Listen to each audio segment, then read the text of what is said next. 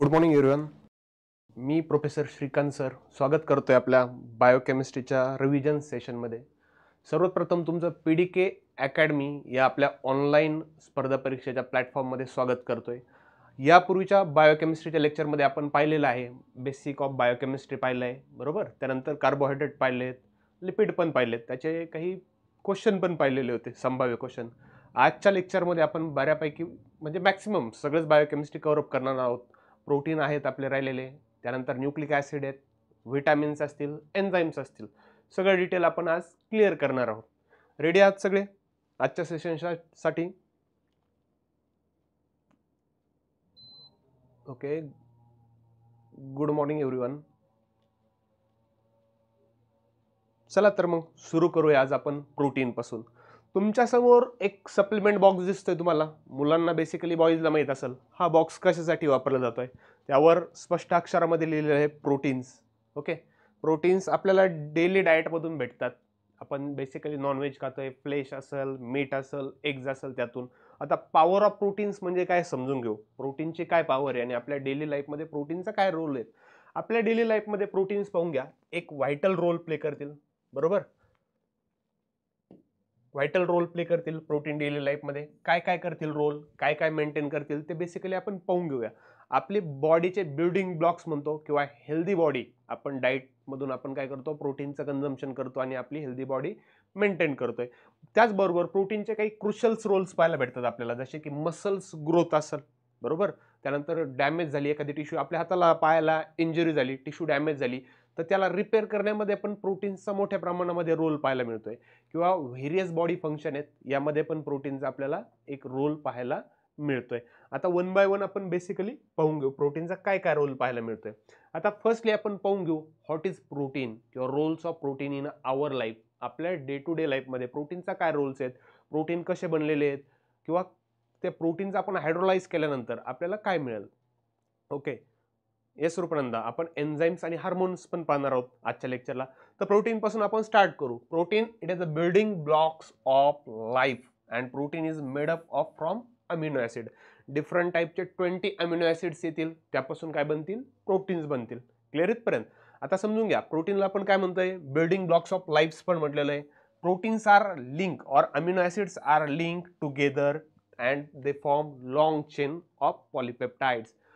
असे 20 डिफरंट टाईपचे amino acid एकमेकांसोबत लिनियर स्ट्रेट लाईनने जर कनेक्ट झाले, लिंक झाले, त्यापासून काय बनतंय, प्रोटीन्स बनतंय. आणि ज्यावेळेस आपण प्रोटीनला ब्रेकडाऊन करतोय त्यापासून आपल्याला अमिनो ॲसिड्स भेटतील आणि अमिनो ॲसिड्स पासूनच आपण व्हेरियस फंक्शन्स जे आहेत बॉडीचे, ॲक्टिव्हिटी ज्या आहेत त्या काय करतोय, डेली लाईफमध्ये परफॉर्म करतोय. एखादं फूड स्टफ खाल्लं आपण, फॉर एक्झाम्पल फिश असेल, मीट असेल, एग्ज असेल, त्याला प्रोटीनला ब्रेकडाऊन केल्यानंतर आपल्याला अमिनो ॲसिड्स भेटतील आणि त्या अमिनो ॲसिड्सच्या मदतीने आपले ज्या सर्क्युलर ॲक्टिव्हिटीज आहेत, डेलीच्या व्हेरियस फंक्शन्स आहेत बॉडीचे, ते काय केले जाईल, परफॉर्म केले जाईल.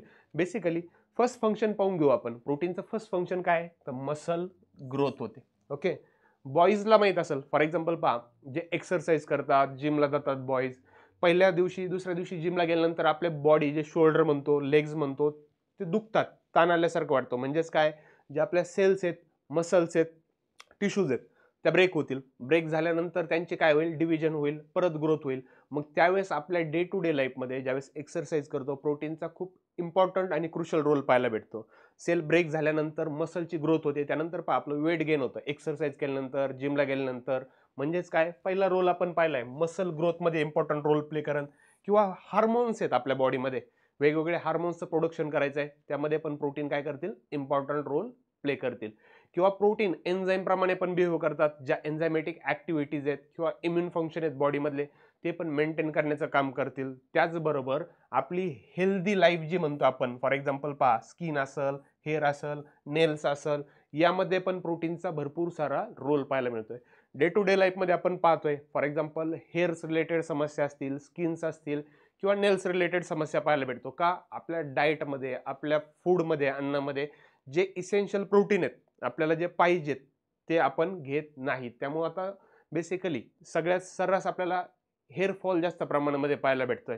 जेंट्स असेल, लेडीज असेल, किंवा स्किन रिलेटेड डिसऑर्डर असतील, ते पण पाहायला भेटतात. आता आपण पाहणार आहेत कुठले इसेन्शियल प्रोटीन आहेत का जे आपण घेतल्यानंतर आपल्याला फायदा होणार आहे. ओके, चला तर मग नेक्स्ट पॉईंटकडे आपण मूव ऑन करू आणि पाहून घेऊ प्रोटीनची डिस्कवरी कोणी केली, कोणी शोध लावलाय प्रोटीनचा. एक पिक्चर तुमच्या समोर रिफ्लेक्ट होताना दिसतंय, एकदा पाहून घ्या बरं काय काय आहे त्या पिक्चरमध्ये. ब्रेड दिसताय, एग्स दिसतात तुम्हाला, किंवा काही ज्या व्हेजिटेबल्स म्हणतो त्या पण दिसताय. म्हणजे यातून आपल्याला काय समजतंय, ह्या सगळ्या गोष्टीमधून आपल्याला डे टू डे लाईफमध्ये प्रोटीन्स भेटतंय. आपण फक्त म्हणतोय प्रोटीनचा रोल काय आहे, काय होतंय प्रोटीननी, काय होत नाही, आता ते डिटेल पाहणार आहे. आता फॉर एक्झाम्पल एक क्वेश्चन इथून येऊ शकतोय तुम्हाला. काय सांगितलं तुम्हाला, the term protein was first coin by Berzelius in 1837 and Mulder in 1838. या दोन सायंटिस्टनी काय केलंय, प्रोटीन नावाची टर्म शोधून काढली किंवा कॉइन केली, आपण असं समजतोय.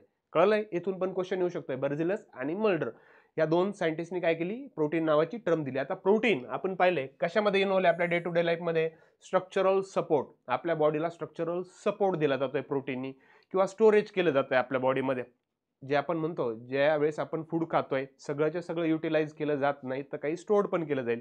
किंवा ट्रान्सपोर्ट, काही जे मॉलिक्युल्स आहेत ते ट्रान्सपोर्ट करण्यासाठी प्रोटीन काम करतील, किंवा सिग्नलिंगसाठी काम करतील. त्याचबरोबर बॉडीमध्ये जे मुवमेंट होती लिव्हिंग ऑर्गॅनिझमच्या, त्यामध्ये पण प्रोटीन काय करतील, काम करतील. क्लिअर इथपर्यंत? तर चला मग पाहून घेऊया बाकीचंही. Protein it is a linear unbranch polymer of amino acid. आता बेसिकली समजून घ्या, अमिनो ऍसिड्स आहेत. अमिनो ऍसिड 20 डिफरंट टाईपचे काय आहेत, अमिनो ऍसिड्स आहेत. या 20 डिफरंट टाईपच्या अमिनो ऍसिड्स पासून बनलेले आहेत प्रोटीन. प्रोटीनची चेन कशी राहील, अशी लिनियर राहील. 1 बाय 1 अमिनो ऍसिड काय होईल, जॉईन होईल. आणि असे 20 अमिनो ऍसिड जॉईन झाल्यानंतर आपल्याला काय भेटतोय, एक प्रोटीन भेटतोय. आणि हे स्ट्रक्चर कसं आहे, लिनियर आहे, एका रेषेमध्ये राहतील प्रोटीनचं. क्लिअर? अनब्रांच राहील. ब्रांच म्हणजे काय, याला अशी एक ब्रांच फुटल असं राहणार नाही. तर प्रोटीनचं स्ट्रक्चर कसं राहील, अनब्रांच राहील. समजले इथपर्यंत? किती अमिनो ऍसिड राहतील, तर 20 डिफरंट टाईपचे अमिनो ऍसिड त्यामध्ये काम करतील एक प्रोटीन फॉर्म करण्यासाठी. प्रोटीनची एक पॉलिपेप्टाइड चेन्स तयार होईल. क्लिअर? आणि ही चेन्स मधून आपल्याला काय भेटतील, अमिनो ऍसिडच्या चेन मधून काय भेटतील, प्रोटीन भेटतील. आणि ही जी चेन्स आहेत, हे जे अमिनो ऍसिड आहेत एकमेकांसोबत इंटरलिंक आहेत. तर कुठल्या बॉन्डनी इंटरलिंक आहेत, पेप्टाइड बॉन्ड. इथूनही ज्या कॉम्पिटेटिव्ह एक्झाम झालेल्या आहेत त्याला क्वेश्चन आलेला आहे. दोन अमिनो ऍसिड मध्ये कुठला बॉन्ड प्रेझेंट आहे, तर पेप्टाइड बॉन्ड प्रेझेंट आहे.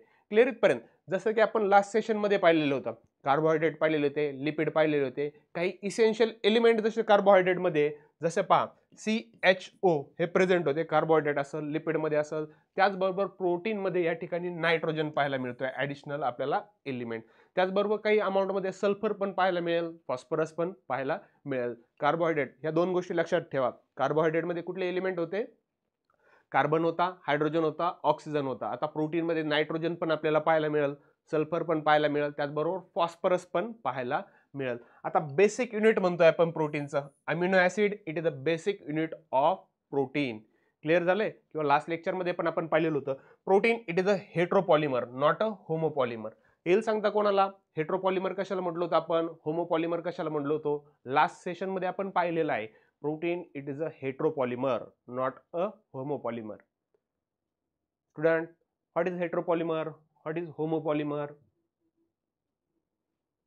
एनीवन?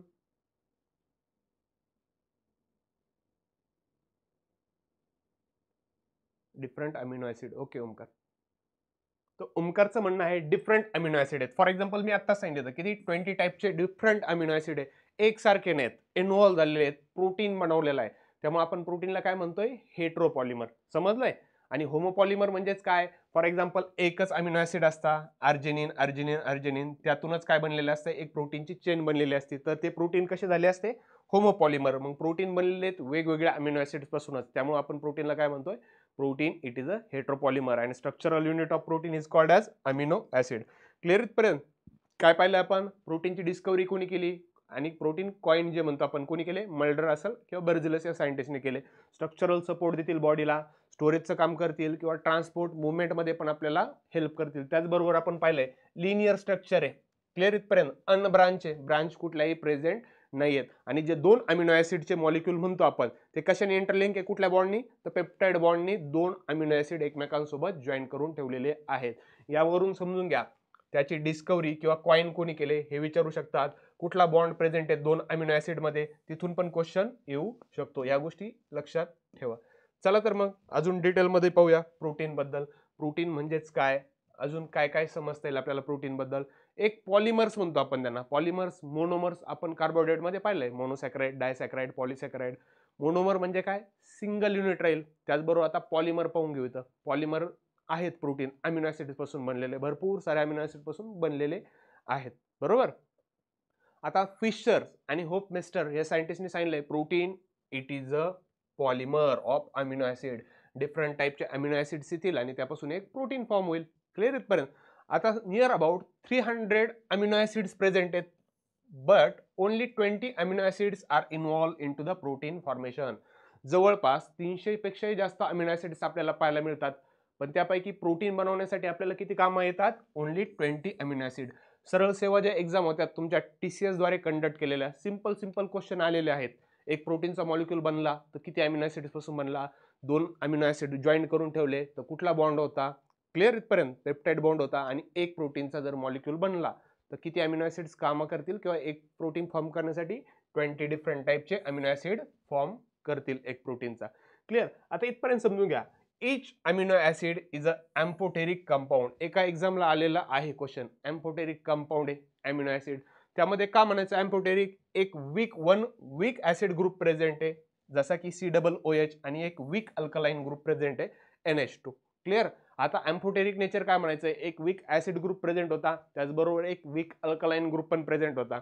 त्यामुळे प्रोटीनचं, त्या अमिनो ऍसिडचं नेचर कसं झालेलं आहे, एम्फोटेरिक. क्लिअर इथपर्यंत. आता परत एक लक्षात घ्या, जे शेवटच्या 2 स्लाइड दिसतात, 2 लाईन दिसतात तुम्हाला, इथून पण 2 क्वेश्चन येण्याचे चान्सेस आहेत. पहिलं आता समजून घ्या, amongst collagen is the most abundant protein in the animal world. आता वेगवेगळे आपल्याला प्राणी पाहायला मिळतात, बरोबर. प्राणी पाहिलेले आहेत आपण, त्यांच्या बॉडीमध्ये प्रोटीन स्टोअर्ड केलेले आहेत. तर कशाच्या फॉर्म मध्ये स्टोअर्ड केलेलं आहे, कोलाजन. त्यामुळे आपण कोलाजनला काय म्हणताय, ॲनिमल वर्ल्ड मध्ये जास्तीत जास्त जे प्रोटीन्स आहेत तर ते कशाच्या फॉर्म मध्ये, कोलाजनच्या फॉर्म मध्ये, ॲनिमल वर्ल्ड मध्ये. आणि दुसरा एक टर्म आहे, समजून घ्या, रुबिस्को, रायबिलोज बायफॉस्फेट कार्बोक्सिलेज ऑक्सिजनेज. त्याचा लॉंग फॉर्म झाला most abundant protein in to the biosphere. Question येऊ शकतो तुम्हाला, बायोस्फिअर मध्ये कुठला अबंडंट प्रोटीन आहे, किंवा ॲनिमल वर्ल्ड मध्ये. तर ॲनिमल वर्ल्ड मध्ये कुठलं आहे अबंडंट प्रोटीन, कोलाजन. आणि बायोस्फिअर मध्ये आपला आहे रुबिस्को. समजले इथपर्यंत.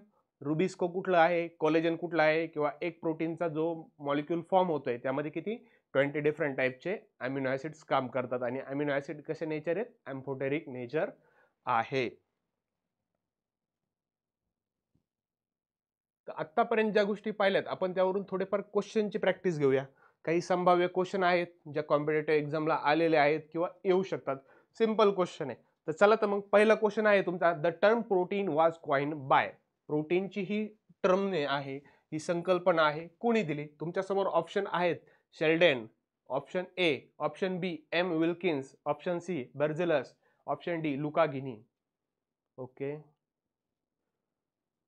पटपट आन्सर तुमचं टाईप करा. सिंपल क्वेश्चन होता. आता इथपर्यंत समजलं असेल तुम्हाला, आता त्याचा आन्सर पण सांगतोय.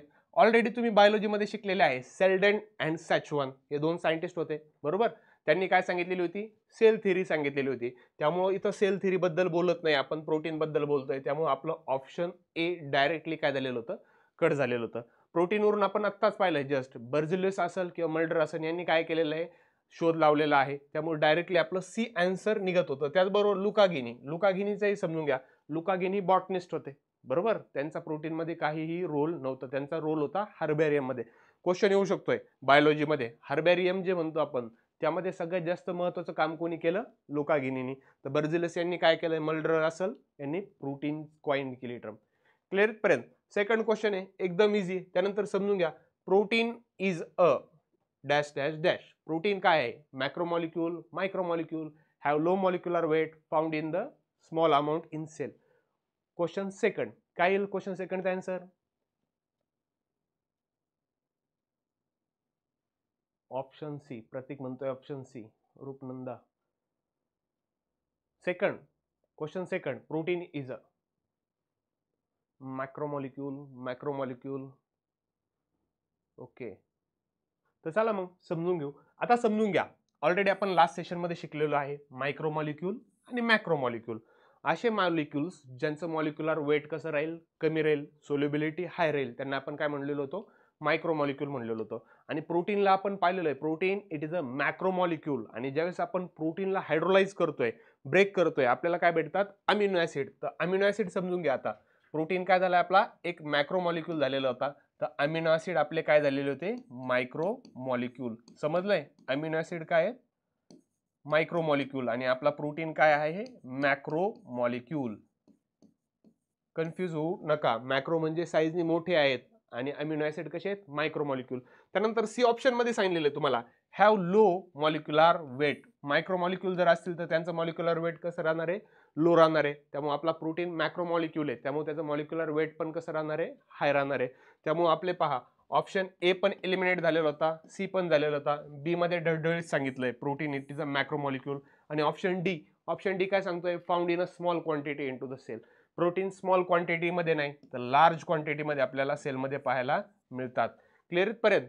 मॅक्रोमॉलिक्यूल, protein is the macromolecule, not a micromolecule. Question third आहे. आता फॉर एक्झाम्पल समजून घ्या, protein consist of dash dash dash. Protein consist of, काय येईल आन्सर क्वेश्चन थर्डचं? Question third, okay, CHON. समजून घ्या, बेस्ट आहे. बरेच जणांनी लक्षात ठेवली कन्सेप्ट. कळलंय? जर कार्बोहायड्रेट, लिपिड आलं तर लक्षात काय ठेवायचं? CHO. आता आपण पाहतोय प्रोटीन, मग CHON लक्षात ठेवायचं आहे.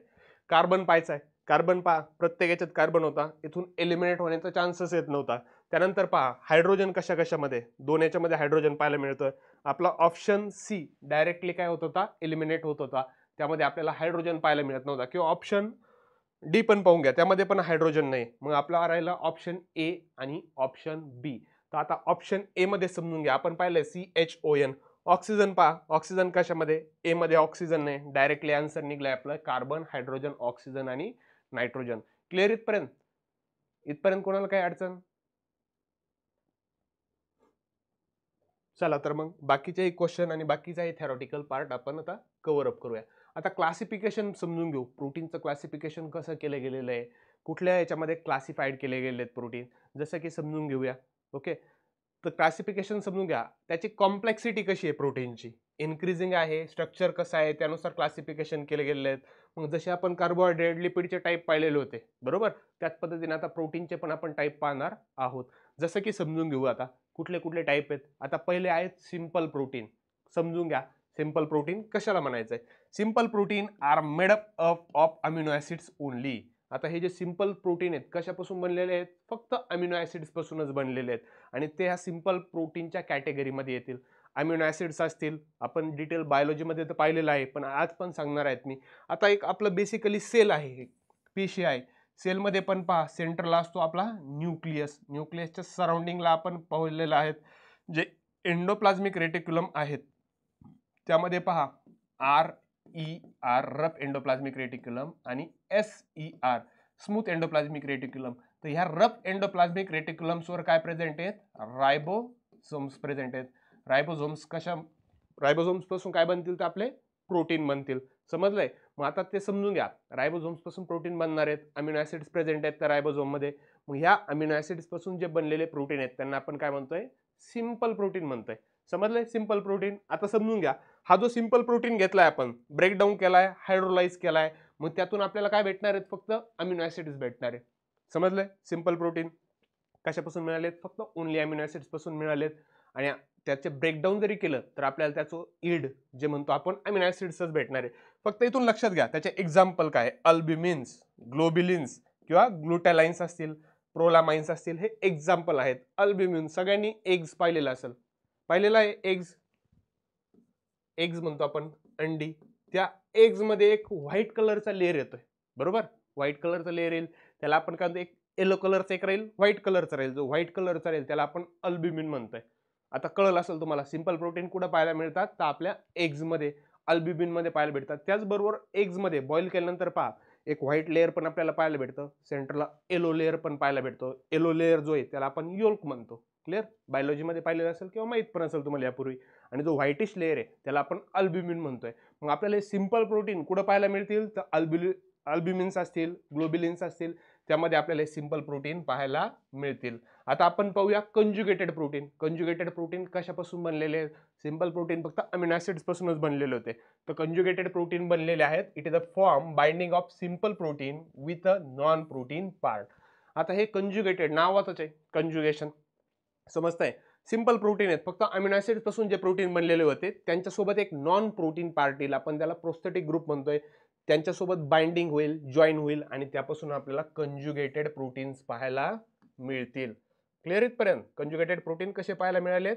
एक जो आपला नॉन प्रोटीन पार्ट होता, प्रोस्थेटिक ग्रुप, हा आलाय, तो बाइंड झालाय कशासोबत? जे सिंपल प्रोटीन होते त्यांच्यासोबत. मग आपल्याला काय पाहायला मिळाले? Conjugated protein. आता त्या कंजुगेटेड प्रोटीनचे काही एक्झाम्पल आहेत, ते पण पाहू आपण वन बाय वन.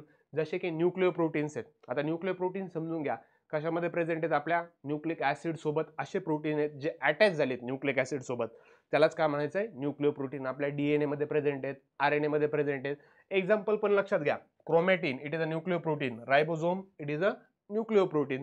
त्यानंतर नेक्स्ट आहे आपले कंजुगेटेड प्रोटीन, क्रोमो प्रोटीन्स. आता क्रोमो प्रोटीन समजून घ्या.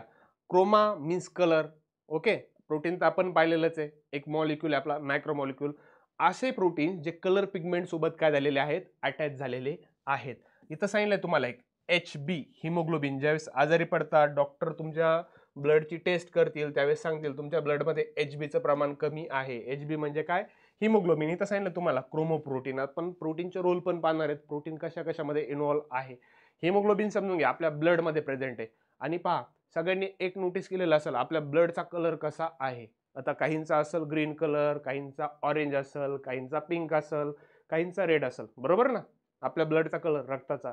तर नाही, असं राहणार नाही. आपल्या ब्लडचा कलर रेडच राहील. का? तर due to presence of haemoglobin. Haemoglobin काय आहे? क्रोमोप्रोटीन प्रेझेंट आहे. या हिमोग्लोबिनमुळे आपल्या ब्लडचा कलर कसा झालेला आहे? रेड झालेला आहे. आणि हिमोग्लोबिन प्रोटीन आपण जे म्हणतो ट्रान्सपोर्टिंग केलं जातंय ऑक्सिजन, आपण इनहेलेशन करतोय ऑक्सिजनचं, बरोबर? इनहेलेशन करतोय ऑक्सिजनचं, इनटेक करतोय. मग त्या ऑक्सिजनच्या मॉलिक्यूलला आपल्या इच अँड एव्हरी सेल पर्यंत वाहून नेण्याचं काम कोण करतोय? हिमोग्लोबिन करतोय. त्याचबरोबर हिमोसायनिन आणि सायटोक्रोम्स हे पण आपल्याला क्रोमोप्रोटीन्स पाहायला मिळतात. क्लिअर इथपर्यंत? न्यूक्लिओ प्रोटीन पाहिलेत, क्रोमोप्रोटीन पाहिलेत. आता लिपोप्रोटीन नावातच आहे, लिपिड प्लस प्रोटीन. असे जे मॉलिक्यूल प्रोटीन जे लिपिड सोबत ऍग्रिगेटेड झालेले आहेत, लिपिड सोबत कंबाईन झालेले आहेत. जसे की सेल मेम्ब्रेन असेल आपलं, लिपोव्हायटेलिन ऑफ योल्क असेल, आपण अल्ब्युमिन पाहिलेलं होतं, बरोबर? अल्ब्युमिन पाहिलेलं होतं. आता इथं लिपोव्हायटेलिन योल्क पण पाहून घ्या, त्यामध्ये काय आहेत? लिपिड प्लस प्रोटीन आहेत. नेक्स्ट आहेत फॉस्फोप्रोटीन. फॉस्फोप्रोटीन मध्ये काय काय कंटेंट आहेत? जसे की आपण पाहिले, प्रोटीन आहे, फॉस्फरस आहे, त्याचे एक्झाम्पल पण समजून घ्या. कॅसिनोजेन्स आहेत मिल्कमध्ये, पेप्सिन आहे, ओहो व्हायटोलाइन्स पण आहेत. याला आपण काय म्हणतोय? फॉस्फोप्रोटीन्स म्हणतोय. क्लिअर? आणि शेवटचे येतात ग्लायकोप्रोटीन्स. ग्लायकोप्रोटीन्स पण समजून घ्या. असे प्रोटीन्स का जे कार्बोहायड्रेट सोबत, म्हणजे ग्लायकोप्रोटीन म्हणजे ग्लुकोज प्लस प्रोटीन, कार्बोहायड्रेट सोबत काय झालेले आहेत? कंबाईन झालेले आहेत आणि त्यातून प्रोटीन फॉर्म झालेले आहेत. मग काही हार्मोन्स असतील जसे की FSH फॉलिकल स्टिम्युलेटिंग हार्मोन आहे, LH आहे लुटिनायझिंग हार्मोन आहे, TSH आहे थायरॉइड स्टिम्युलेटिंग हार्मोन, किंवा आपण जे HCG म्हणतो त्यासारखा पण हार्मोन पाहायला मिळतो, किंवा जे ब्लड ग्रुपचे अँटीजन आहेत किंवा सेरम प्रोटीन आहेत, हे पण आपले कंजुगेटेड प्रोटीनचेच टाईप आहेत. ते आपण कुठल्या कॅटेगरीमधले? ग्लायकोप्रोटीन कॅटेगरीमधले. क्लिअर इथपर्यंत? काय पाहिलं आपण या स्लाइडमध्ये? बेसिक स्ट्रक्चर पाहतोय, क्लासिफिकेशन कसं केलं गेलंय प्रोटीनचं. आपण पाहिलेत सिंपल प्रोटीन. सिंपल प्रोटीन कशापासून बनलेले आहेत? ओनली अमिनो ऍसिड्स पासून. आणि ते ब्रेक केल्यानंतर पण आपल्याला काय मिळणार आहेत? अमिनो ऍसिड्स मिळणार आहेत. त्याचे एक्झाम्पल पण लक्षात राहू द्या. अल्ब्युमिन्स असेल, ग्लोबिलिन्स असेल, ग्लुटेलाइन्स असेल, प्रोलामाइन्स असतील, हे झाले सिंपल प्रोटीनचे एक्झाम्पल. त्यानंतर कंजुगेटेड प्रोटीन. कंजुगेटेड प्रोटीन पाहिले, हे जे सिंपल प्रोटीन होते त्यांना काय झालं? एक non protein part, prosthetic group attach झाला, त्यातून कंजुगेटेड प्रोटीन तयार झालेत, बरोबर? मग त्याचे एक्झाम्पल पण पाहिले आपण. न्यूक्लिओ प्रोटीन, असे प्रोटीन जे न्यूक्लिक ऍसिड सोबत काय झालेले आहेत? अटॅच झालेले आहेत. क्रोमॅटिन पाहिलंय, रायबोझोम्स पाहिले, त्यानंतर क्रोमोप्रोटीन पाहिलंय. असे कलर पिगमेंट सोबत पण प्रोटीन काय झालेले आहेत? अटॅच झालेले आहेत. हिमोग्लोबिन पाहिलंय, हिमोसायनिन, सायटोक्रोम्स, हे पण काय आहेत? क्रोमोप्रोटीन. आणि त्यानंतर लिपिड प्रोटीन्स पण पाहिले आपण, लिपोप्रोटीन्स म्हणलोय. असे प्रोटीन जे लिपिड सोबत कंबाईन झालेत, अटॅच झालेत, त्यातून काय फॉर्म झालेत? लिपोप्रोटीन्स फॉर्म झालेत. मग त्याचे एक्झाम्पल पण पाहिले आपण. सेल मेम्ब्रेन असेल, लिपोव्हायटेलिन ऑफ योल्क असेल. त्यानंतर फॉस्फोप्रोटीन्स पण पाहिलेत. प्रोटीन असे की जे फॉस्फरस ग्रुप सोबत काय झालेत? बाइंड झालेत. कॅसिनोजेन्स असतील आपले, पेप्सिन असेल, ओव्हायटोलिन असेल. त्यानंतर ग्लायकोप्रोटीन ग्लुकोज जो आहे आपला कार्बोहायड्रेट त्यासोबत ग्लायकोप्रोटीन्स काय झालेले आहेत, कंबाईन झालेले आहेत. मग त्यांनी काही हार्मोन्स फॉर्म केलेत, FSH असन, TH असन, LH असन यासारखे. आणि लास्ट कॅटेगरी आहे आपली डिराइव्ड प्रोटीन. आता डिराइव्ड प्रोटीन समजून घेऊ. सिंपल होते, कंजुगेटेड झाले. आता डिराइव्ड प्रोटीन म्हणजे असे proteins R hydrolyse by acid. प्रोटीनला जर आपण ऍसिडने हायड्रोलाइज केलंय किंवा अल्कलीज असेल, एन्झाईम असेल, त्यांनी हायड्रोलाइज केलं, डिग्रेडेशन प्रोडक्टमध्ये आपल्याला जे कंटेंट मिळतात त्यांना आपण डिराइव्ड प्रोटीन म्हणतोय. कळलंय? एक प्रोटीनचा मॉलिक्यूल आहे, हायड्रोलाइज करायचा आहे ऍसिडमध्ये, अल्कलीमध्ये, एन्झाईममध्ये, मग त्यातून आपल्याला जे प्रोडक्ट मिळणार आहे त्याला काय म्हणणार आपण, डिराइव्ड प्रोटीन. आता डिराइव्ड प्रोटीनचे दोन टाईप पाहायला मिळतात आपल्याला, primary derived protein and secondary derived protein. आता प्रायमरी डिराइव्ड प्रोटीन मध्ये समजून घ्या, डिनॅच्युअर करायचं आपल्याला प्रोटीनचं, शेप असेल, त्याचे बॉन्ड असेल, ते अल्टर करून घ्यायचे आणि त्यातून जे नॉर्मल प्रोटीन मिळणार आहेत त्याला आपण फायब्रिन म्हणतोय किंवा मायोसिन म्हणतोय. सेकंडरी प्रोटीन मध्ये समजून घेऊ. सेकंडरी प्रोटीन काय, जे डायजेस्टेड प्रोटीन आहे, जसे प्रोटीएज असतील, पेप्टोन्स असेल, आपण त्यांना सेकंडरी प्रोटीन्स म्हणतोय. क्लिअर? डिराइव्ड प्रोटीन कशाला म्हणायचं आहे? डिराइव्ड प्रोटीनचे दोन टाईप आहे. डिराइव्ड प्रोटीन म्हणजे असे प्रोटीन जे आपण हायड्रोलाइज करतोय ऍसिडच्या मदतीने, अल्कलीच्या मदतीने किंवा एन्झाईमच्या मदतीने, आणि आपल्याला जो एंड प्रोडक्ट भेटतोय त्याला आपण डिराइव्ड प्रोटीन म्हणतोय. क्लिअर इथपर्यंत? आणि डिराइव्ड प्रोटीनचे आपण दोन एक्झाम्पल पाहिले, primary derived protein, secondary derived protein. प्रायमरीमध्ये पण पाहिले आपण, त्याचं डिनॅच्युरेशन केल्यानंतर प्रोटीनचा शेप असेल, एक बॉन्ड असेल, अल्टर केल्यानंतर आपल्याला फायब्रिन सारखे किंवा मायोसिन सारखे प्रोटीन पाहायला मिळतात. त्याचबरोबर सेकंडरी डिराइव्ड प्रोटीन जे आहेत त्याचे एक्झाम्पल पाहिले, डायजेशनचे जे प्रोडक्ट आहेत, प्रोटीओजेस असेल, पेप्टोन्स असेल, हे काय झाले, सेकंडरी प्रोटीन झालेत. आता आपण वन बाय वन क्लासिफिकेशन पाहणार आहोत, पण त्यापर्यंत क्लासिफिकेशन पर्यंत जाण्यापूर्वी किंवा आपण कुठल्या प्रोटीनला एन्झायमॅटिक प्रोटीन म्हणणार, रेग्युलेटरी प्रोटीन कुठले आहेत, स्टोरेज ट्रान्सपोर्टिंग मध्ये कुठले काम करतात, स्ट्रक्चरल प्रोटीन कुठले आहेत, इथपर्यंत आतापर्यंत जे पाहिलं आपण प्रोटीनचं क्लासिफिकेशन, सिंपल असेल, कंजुगेटेड प्रोटीन असेल, डिराइव्ड प्रोटीन असेल, यामध्ये कोणाला काही डाऊट वगैरे असेल तर विचारून घ्या. चॅट बॉक्समध्ये तुमचे डाऊट टाईप करा, नाहीतर आपण पुढचा पॉइंट कंटिन्यू करूया. All clear everyone? पुढचा पॉइंट कंटिन्यू करायचा आहे. ओके प्रतीक.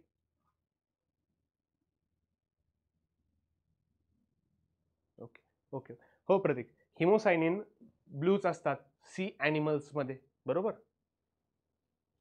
ओके, सिंपल आहे, हार्ड काहीच नाही. आणि आज जे आपलं लेक्चर होणार आहे, कुठलीही एक्झाम असू द्या तुमची कॉम्पिटेटिव्ह, याच्या बाहेरून बायोकेमिस्ट्री जे आहे, आता इथं एक समज असेल तुम्हाला, बायोकेमिस्ट्री ॲज वेल ॲज आपण बायोलॉजी पण कॉम्बिनेशनने शिकतोय, याच्या बाहेरून एकही क्वेश्चन येणार नाही. तुम्ही ज्या प्रिव्हियस इयरच्या क्वेश्चन पेपर पहा, बायोकेमिस्ट्री तुमचं ऑल डिटेल घेतलेलं आहे. ते आठवण कसे करायचे ते पण सांगणार आहे एस के मी. लक्षात राहण्यासाठी तुमचे कॉम्प्लिकेटेड आहे ते प्रोटीन, थोडे सिंपल आहे. कळलंय? त्याचे पण ज्यावेळेस लेक्चर शेवट होईल त्यावेळेस मी तुम्हाला सांगतोय, काही ट्रिक सांगतोय, एन्झाईम असतील, कार्बोहायड्रेट असतील किंवा प्रोटीन जे असतील ते लक्षात कसे ठेवायचे. पहिली गोष्ट आहे, डे टू डे तुम्हाला प्रॅक्टिस करावी लागेल. ओके, किरणचं म्हणणं आहे सेकंडरी डिराइव्ड प्रोटीन रिपीट करा.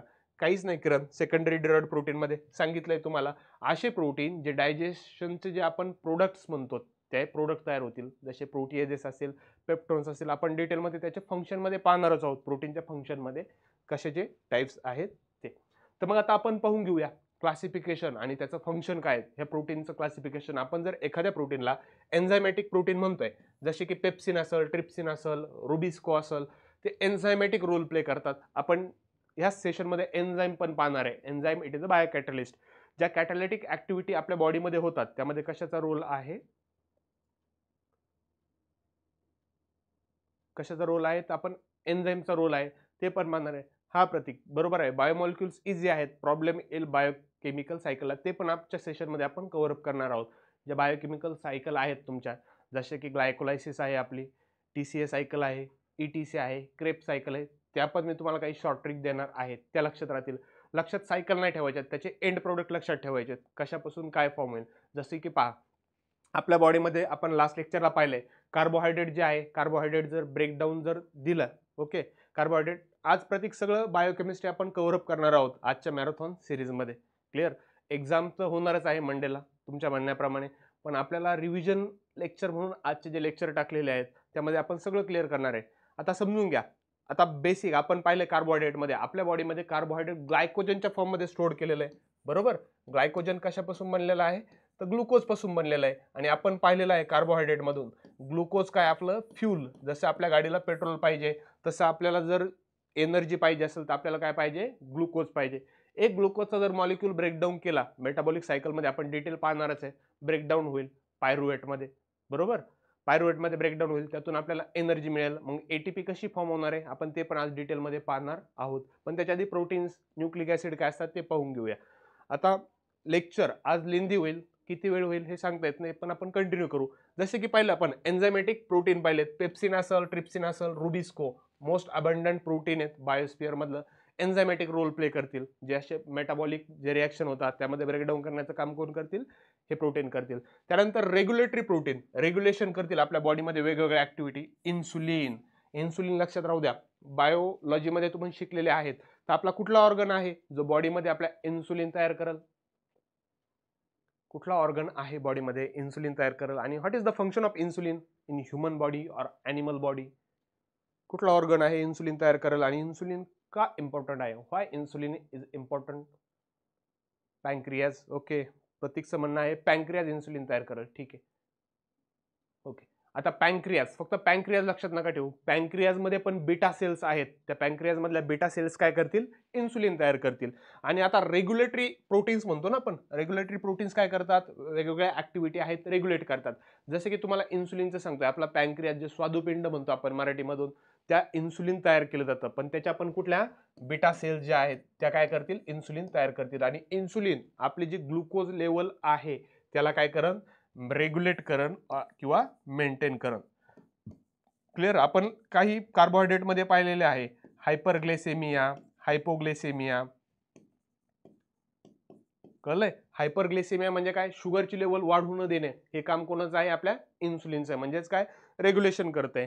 किंवा खूप लो पण शुगर होऊ देत नाही, हे झालं एक मेंटेनचं काम किंवा रेग्युलेटरीचं काम. किंवा जे आपले ग्रोथ हार्मोन्स आहेत, जर ग्रोथ हार्मोन जर रेग्युलेशन झालं नाही तर आपण पाहिलेलं आहे काहींची ग्रोथ स्टंट होते, काही छोटे साईजचे असतात ह्युमन बिंग, काहींची साईज जास्त असते. किंवा ऑक्सिटोसिन, हे जे हार्मोन्स आहेत यांचं पण रेग्युलेशन केलं जातं या प्रोटीन्स मधून. ओके, सिंपल आहे प्रतीक. हायपर म्हणजे काय, जास्त, आणि हायपो म्हणजे काय, कमी. आता इथपर्यंत समजून घ्या. रेग्युलेटरी प्रोटीन पाहिले आपण, ग्रोथ हार्मोन्स असतील, इन्सुलिन असतील, किंवा ऑक्सिटोसिन नावाचे हार्मोन्स असतील. त्यानंतर ट्रान्सपोर्टिंग, मी लास्ट स्लाइडमध्ये सांगितलंय, ट्रान्सपोर्टिंग मध्ये आपलं हिमोग्लोबिन नावाचं प्रोटीन काय करतंय, काम करतंय. आणि जो ऑक्सिजन आपण इनहेल करतोय, श्वास घेतोय, त्याला आपल्या इच अँड एव्हरी सेल पर्यंत घेऊन जाण्याचं काम कोण करतंय, haemoglobin. And due to the presence of haemoglobin our blood colour is a red. आणि आयर्न, हिमोग्लोबिन सोबत काही आयर्न पण प्रेझेंट आहेत, त्यामुळे आपल्या ब्लडचा कलर कसा असतो, रेड असतोय. काही सिरम्स पण प्रेझेंट आहेत, अल्ब्युमिन्स पण प्रेझेंट आहेत त्या एग्ज मध्ये, ते पण काय करतील, ट्रान्सपोर्टचं काम करतील. त्यानंतर स्टोरेजिंग, स्टोरेजिंगचं काम केलं जाईल काही प्रोटीनद्वारे, जसे केसिन असेल, फेरेटिन असेल, ग्लुटेलिन्स असतील, ग्लोबिलिन्स असतील, स्टोअर करून ठेवतील आपल्या बॉडीमधील मटेरियल, आणि ते आपण नंतर युटिलाइज करू शकतोय. नेक्स्ट आहे त्याचं फंक्शन समजून घ्या, किंवा क्लास. प्रोटीनचे जे कॉन्ट्रॅक्टाईल प्रोटीन म्हणतोय, मोटाईल प्रोटीन म्हणतोय, जसे की ऍक्टिन असतील, मायोसिन असेल, ट्युब्युलिन असेल, हे मसलला आपल्याला कॉन्ट्रॅक्ट आणि रिलॅक्स करण्याचं काम करतात. आपले जे स्नायू म्हणतो आपण त्याला, कॉन्ट्रॅक्शन रिलॅक्सेशन करण्याचं काम करतील. किंवा स्ट्रक्चरल प्रोटीन समजून घ्या. स्ट्रक्चरल मध्ये जे कोलेजन पाहिलंय, ॲनिमल वर्ल्ड मध्ये सगळ्यात जास्त सापडणारं प्रोटीन आहे कोलेजन. अल्फा कॅरेटिन असेल, इलॅस्टिन असेल, कॉन्ड्रियन असेल, ओसिन असेल, हे काय करतात, एक स्ट्रक्चरल रोल ॲनिमलच्या बॉडीला देतात. आणि प्रोटेक्टिव्ह प्रोटीन, जसे की माहीतच आहे तुम्हाला, प्रोटेक्शन करतील आपल्या बॉडीचं. अँटीबॉडी, आता समजून घ्या अँटीबॉडी कशाला म्हणायचंय. एखादा फॉरेन सबस्टन्स, एखादा मायक्रो ऑर्गॅनिझम, व्हायरस आपल्या बॉडीमध्ये एंटर झालाय, इम्युन सिस्टीम आपली काय करते, वर्क करते, त्या मायक्रो ऑर्गॅनिझम सोबत, त्या व्हायरस सोबत फाईट करते, बरोबर. फाईट केल्यानंतर आपल्याला काय समजतंय, प्रोटेक्शन होतंय बॉडीचं. मग आपली बॉडी पहा, फिवर येतोय आपल्याला, ताप येतोय, ताप येतो म्हणजेच काय, बेसिकली त्या फॉरेन पार्टिकलला किल करायचं असतं, बरोबर. म्हणजेच काय, असे प्रोटीन्स आहेत ते अँटीबॉडीज म्हणून पण काम करतील, इम्युनोग्लोबिलिन प्रमाणे पण काम करतील. काही थ्रोम्बिन्स असेल किंवा फायब्रिनोजेन्स असतील, ते काय करतील, प्रोटेक्टिव्ह फंक्शन परफॉर्म करतील. आता प्रोटेक्टिव्ह फंक्शन समजून घ्या. आपल्या ह्युमन बॉडीचं बेसिकली नॉर्मल टेम्परेचर आहे 37 डिग्री सेल्सिअस. इथपर्यंत क्लिअर. 37 डिग्री सेल्सिअस टेम्परेचर आहे. आजारी पडल्यानंतर पावसाळ्यात मध्ये पहा, डॉक्टरकडे गेल्यानंतर डॉक्टर काय सांगतात तुम्हाला, पाणी उकळून प्या, पाणी गरम कोमट करून प्या. का सांगतात, हे जे बॅक्टेरियल इन्फेक्शन होतंय आपल्याला, बरोबर. हो प्रतीक, थ्रोम्बिन आणि फायब्रोनोजन हे ब्लड क्लोटिंगसाठीच आपल्याला कामं येतात. फॉर एक्झाम्पल आपल्याला हाताला कापलंय, इंजुरी झाली, जे ब्लड बाहेर फ्लो होतंय त्याला थांबवण्याचं काम करतील फायब्रिनोजन आणि थ्रोम्बिन. आता इथपर्यंत समजून घ्या, आपल्या बॉडीचं नॉर्मल टेम्परेचर आहे 37°C. पावसाळ्यामध्ये ज्यावेळेस आपण आजारी पडतोय, प्रोटेक्टिव्ह फंक्शन समजून घेतोय आपण आपल्या बॉडीचं. आजारी पडल्यानंतर डॉक्टर आपल्याला काय सांगतात, तुम्ही पाणी गरम करून प्या, कोमट करून प्या. का तर त्यामध्ये जे बॅक्टेरिया आहेत त्यांची डेथ झाली पाहिजे, यासाठी ते पाणी गरम करून प्यायला लावतात. किंवा पहा, एखादा आपल्याला व्हायरल इन्फेक्शन झालं, आपल्या घशामध्ये तडतड करतंय, आपल्याला ताप येतो असं म्हणतात. ताप कधी येतोय, ज्यावेळेस आपली जी इम्युन सिस्टीम आहे, इम्युनोग्लोब्युलिन्स नावाचे प्रोटीन प्रेझेंट आहेत बॉडीमध्ये, एखादा फॉरेन पार्टिकल आपल्या बॉडीमध्ये एंटर झाला आणि आपण त्याला किल करण्यासाठी काय करतोय, बॉडीचं टेम्परेचर वाढवतोय. त्यावेळेस आपण खूप हुशार आहे. बेसिकली फिवर आलाय, ताप आला, एक दिवस आपण अंगावर काढला पाहिजे, पण आपण तसं करत नाहीत.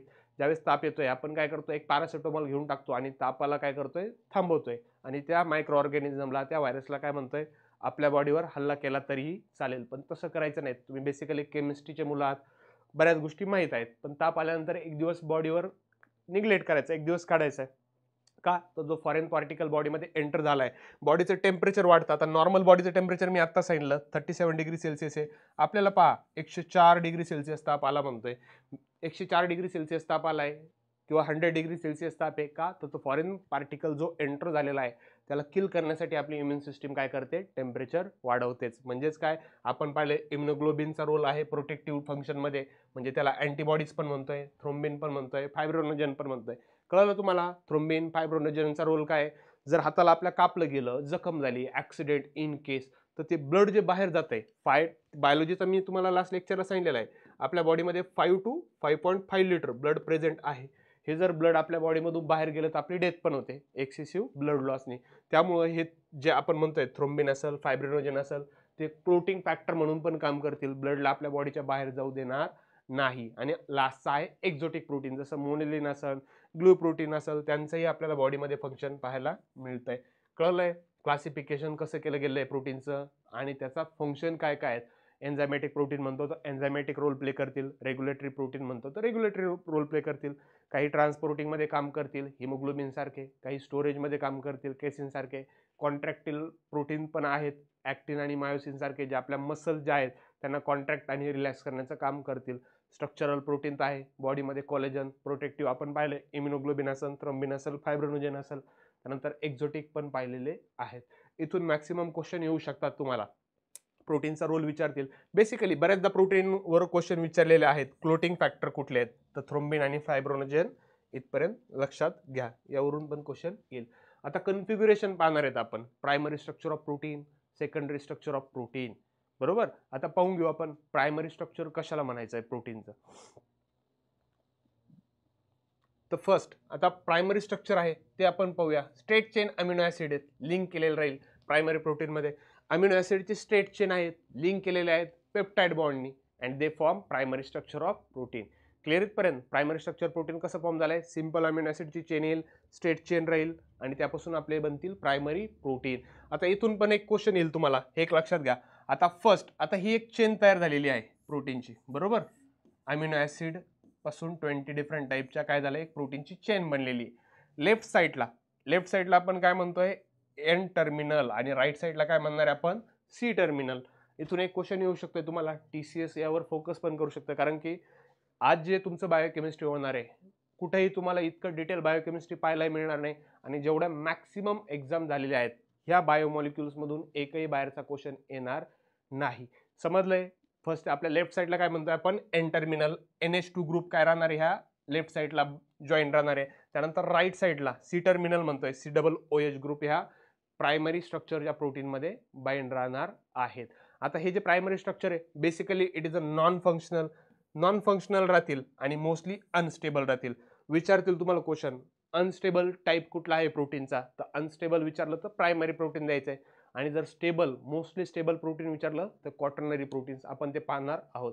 आता आपण प्रोटीनच्या कन्फिग्युरेशननुसार ते पाहणार आहोत, primary protein, secondary protein, tertiary protein आणि क्वाटर्नरी. प्रायमरी तर कळले असेल तुम्हाला, सिंपल आहेत, अमिनो ऍसिड्स पासून बनलेले आहेत, पेप्टाइड बॉन्डने एकमेकांसोबत जोडले गेलेले आहेत, स्ट्रेट चेन राहील, त्याला आपण काय म्हणतोय, प्रायमरी प्रोटीन म्हणतोय. त्यानंतर जी चेन तयार झाली त्याच्या लेफ्ट साईडला आपण एन टर्मिनल म्हणतोय, राईट साईडला काय म्हणतोय, सी टर्मिनल म्हणतोय. मोस्टली अनस्टेबल आहेत आणि नॉन फंक्शनल आहेत. कळलंय? आता newly form proteins on the ribosomes they are called as primary protein. जे नवीन प्रोटीन तयार झालेले आहेत रायबोझोम्सवर आपण त्यांना काय म्हणतोय? Primary protein. It is a non functional and unstable. Okay, next आता सेकंडरी प्रोटीन. सेकंडरी प्रोटीन पाहून घेऊ. सेकंडरी प्रोटीन कशाला म्हणायचंय? असा सेकंडरी प्रोटीन्स आहेत, हे जे आहेत ते स्पायरली कॉइल होते आणि प्रायमरी प्रोटीन्स कसे होते आपले? लिनियर होते. सेकंडरी प्रोटीन मध्ये समजून घेऊ आपण आता. सेकंडरी प्रोटीन मध्ये काय काय इन डिटेल आहेत. सेकंडरी प्रोटीन असे स्पायरली कॉइल असतील, क्लिअर इथपर्यंत? स्पायरल कॉइल असेल आणि स्ट्रेट त्यांच्यामध्ये हायड्रोजनचा बॉन्ड असेल. आपण पाहिलेला होता प्रायमरी प्रोटीन मध्ये कुठला बॉन्ड होता? तर पेप्टाइड बॉन्ड होता. सेकंड मध्ये राहील हायड्रोजन बॉन्ड. त्याचबरोबर त्यामध्ये इमिड ग्रुप पण प्रेझेंट आहे, कार्बोनिल ग्रुप पण प्रेझेंट आहे. आता इमिड ग्रुप NH ग्रुप पण प्रेझेंट आहे, COOH ग्रुप पण प्रेझेंट आहे. इमिड ग्रुप आहे फर्स्ट अमिनो ऍसिडला आणि फोर्थ अमिनो ऍसिडला आहे कार्बोनिल ग्रुप. क्लिअर इथपर्यंत? तर नेक्स्ट समजून घेऊया आपण. यामध्ये सेकंडरी प्रोटीन मध्ये हायड्रोजन बॉन्ड आहे, प्रायमरी मध्ये पेप्टाइड बॉन्ड होता. सेकंडरी प्रोटीनचे दोन टाईप पाहायला मिळतील आपल्याला बेसिकली. फर्स्ट झाला अल्फा हेलिक्स, सेकंड झाला बीटा शीट्स किंवा बीटा हेलिक्स म्हणतो आपण. आता समजून घेऊया सेकंडरी प्रोटीन आहेत त्याचे दोन टाइप्स कसे आहेत, अल्फा हेलिक्स आणि कसे आहेत बीटा शीट्स. अल्फा हेलिक्स समजून घ्या. हे जे प्रोटीन आहेत राईट हँडेड काय होतील? हेलिक्स होतील. आणि इच हेलिक्स टर्न, आता एक हेलिक्सचा हा जो टर्न झालाय 3.5 अमिनो ऍसिड्स पासून एक टर्न बनलेला आहे. एक ज्यावेळेस राईट हँडेड टर्न घेईल अल्फा हेलिक्स, क्लिअर इथपर्यंत? अल्फा हेलिक्सचे एक्झाम्पल लक्षात घ्यायचे, एक्झाम्पलवरून क्वेश्चन आलेले आहेत अल्फा हेलिक्सचे. ज्यावेळेस ही जी अमिनो ऍसिडची चेन आहे, स्पायरल चेन प्रोटीन तयार होताना एक टर्न घेतला, त्यामध्ये किती? 3.5 अमिनो ऍसिड्स पासून बनलेली राहील आणि इंट्रामॉलिक्युलर त्यामध्ये बॉन्डिंग पाहायला मिळेल हायड्रोजनचं, क्लिअर इथपर्यंत? आणि त्याचे एक्झाम्पल पण लक्षात घ्या. कॅरेटीन असेल, कॅरेटीन एक्झाम्पल आहेत अल्फा हेलिक्सचं. त्याचबरोबर ट्रोपोमायसिन हे पण एक्झाम्पल आहेत. ज्यावेळेस तुम्हाला नोट्स आज प्रोव्हाइड केल्या जाईल त्यामध्ये ह्याच notes in detail with MCQ येतील. समजले इथपर्यंत? सेकंडरी स्ट्रक्चरमध्ये काय काय पाहिलंय? स्पायरली कॉइल आहे, जसे प्रायमरीमध्ये आपण पेप्टाइड बॉन्ड पाहिला, सेकंडरीमध्ये हायड्रोजन बॉन्ड होता, इमिड ग्रुप पण होता, कार्बोनिल ग्रुप पण प्रेझेंट होता. त्याचबरोबर हायड्रोजन बॉन्डने काय केले होते? इमिड आणि कार्बोनिल ग्रुपला जॉईन केलेले होते.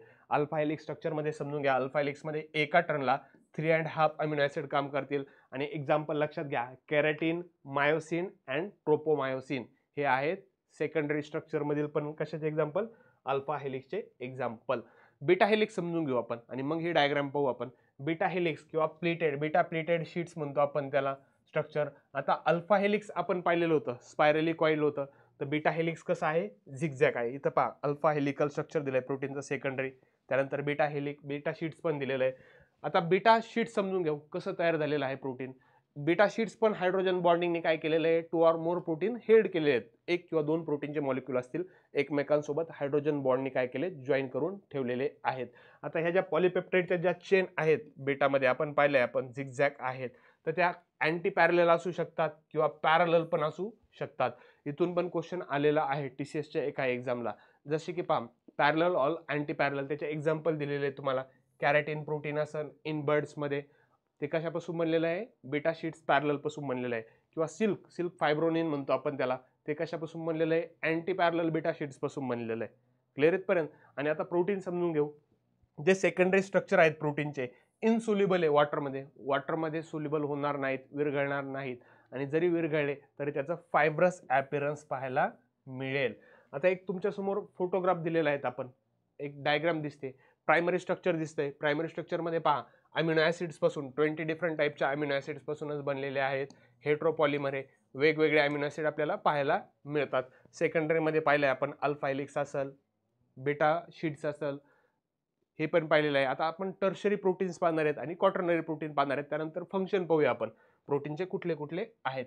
आता टर्शरी प्रोटीन सिंपल आहे, समजून घ्या. असे प्रोटीन जे फोल्डेड आहेत आणि ग्लोब्युलर ॲपिरन्स आलेला आहे, एकमेकांसोबत असे फोल्डेड झालेले आहे आणि असं ग्लोब्युलर ॲपिरन्स आलेलं आहे, त्याला काय म्हणणार आपण? टर्शरी प्रोटीन म्हणणार आहोत. आणि आपण जसे पाहिले सेकंडरी प्रोटीन कसे होते? इनसोल्युबल होते, पाण्यामध्ये विरघळत नव्हते. पण हे जे टर्शरी प्रोटीन आहेत सोल्युबल इन वॉटर आहेत, पाण्यामध्ये विरघळतील आणि त्याचबरोबर आपल्याला 3 डायमेन्शनल व्ह्यू पण पाहायला मिळेल त्याचा. क्लिअर इथपर्यंत? आता आपल्या डे टू डे लाईफमध्ये हे जे टर्शरी स्ट्रक्चर आहेत प्रोटीनचं, ज्या वेगवेगळ्या बायोलॉजिकल ॲक्टिव्हिटी आपण परफॉर्म करणार आहेत, त्यासाठी tertiary structure protein it is a important source for the day to day life. We performing biological activity.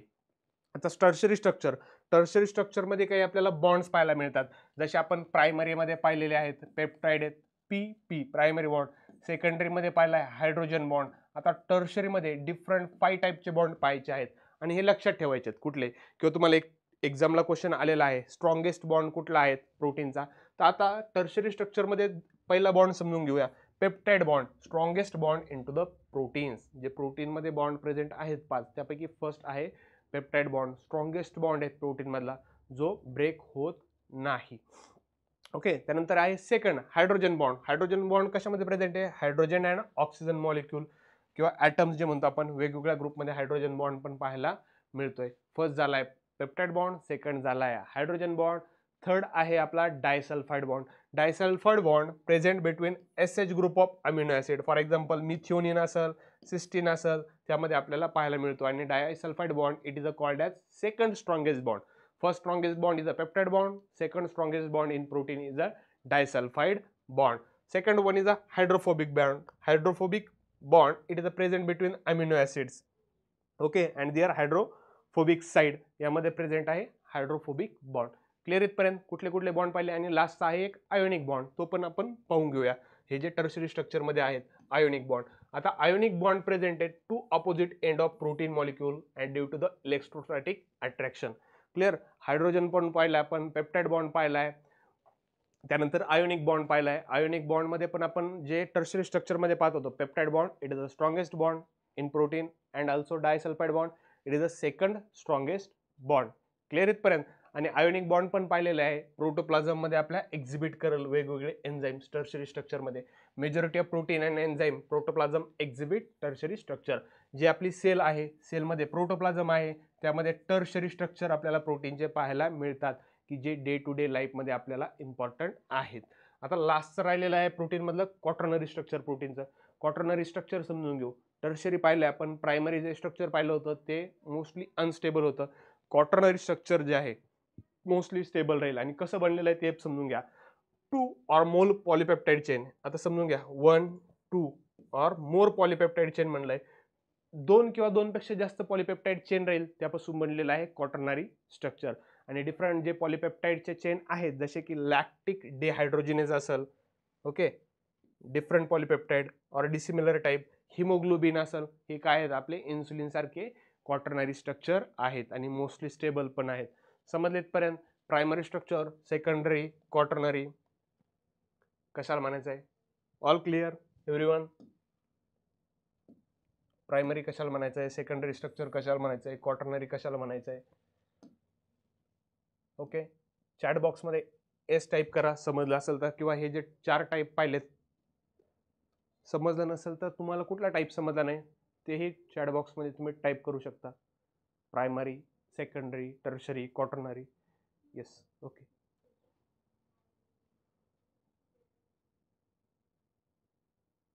Okay, 1 मिनिटामध्ये रिवाइज करतोय. प्रायमरी प्रोटीन समजून घ्या, स्ट्रेट चेन राहील अमिनो ॲसिडची, पेप्टाइड बॉन्डनी जॉईन झालेलं राहील. लेफ्ट साईडला एन टर्मिनल राहील, राईट साईडला सी टर्मिनल राहील. मग आपण एक्झाम्पल पण पाहिलेले आहेत. हे प्रोटीन कसे आहेत, नॉन फंक्शनल आहेत आणि न्यू जे रायबोझोम्सवर फॉर्म झालेले आहेत त्यांना आपण काय म्हणतोय, प्रायमरी प्रोटीन. सेकंडरी प्रोटीन कसे मॉलिक्युल्स आहेत, स्पायरल कॉइल्स आहे. हे आपले जे प्रायमरी होते स्ट्रेट चेन होते, सेकंडरी प्रोटीन कसे राहणार आहे, स्पायरल कॉइल राहणार आहे. त्यामध्ये हायड्रोजन बॉन्ड प्रेझेंट आहे. प्रायमरीमध्ये काय होता आपला पेप्टाइड बॉन्ड प्रेझेंट होता. त्याचबरोबर पहा इमिड आणि कार्बोनिल ग्रुप पण प्रेझेंट आहेत जे इंट्रामॉलिक्युलर हायड्रोजन सोबत बाइंड झालेले आहेत. सेकंडरी स्ट्रक्चरमध्ये पाहिलं आपण 2 टाईप आहेत, कुठले, अल्फा हेलिक्स आणि बीटा शीट्स. क्लिअर इथपर्यंत. अल्फा हेलिक्समध्ये पण पाहिलेलं आहे. अल्फा हेलिक्स कसा आहे, राईट हँडेड रोटेशन आहे, कळलंय, आणि एका रोटेशनला 3.5 एवढे अमिनो ॲसिड त्या चेनमध्ये प्रेझेंट आहेत. इंट्रामॉलिक्युलर बॉन्डिंग आहे. आपण पाहिले कॅरेटिन असेल, मायोसिन असेल किंवा ट्रोपोमायोसिन, हे एक्झाम्पल पाहिलेत. त्यानंतर बीटा हेलिक्समध्ये पण पाहिलेलं आहे, झिगझॅग स्ट्रक्चर आहे, इंट्रामॉलिक्युलर हायड्रोजन बॉन्ड प्रेझेंट आहेत. अँटी पॅरलल आणि पॅरलल स्ट्रक्चरमध्ये पण पाहायला मिळतील. कॅरेटिन प्रोटीन पाहायला मिळेल बर्डमध्ये असणारं.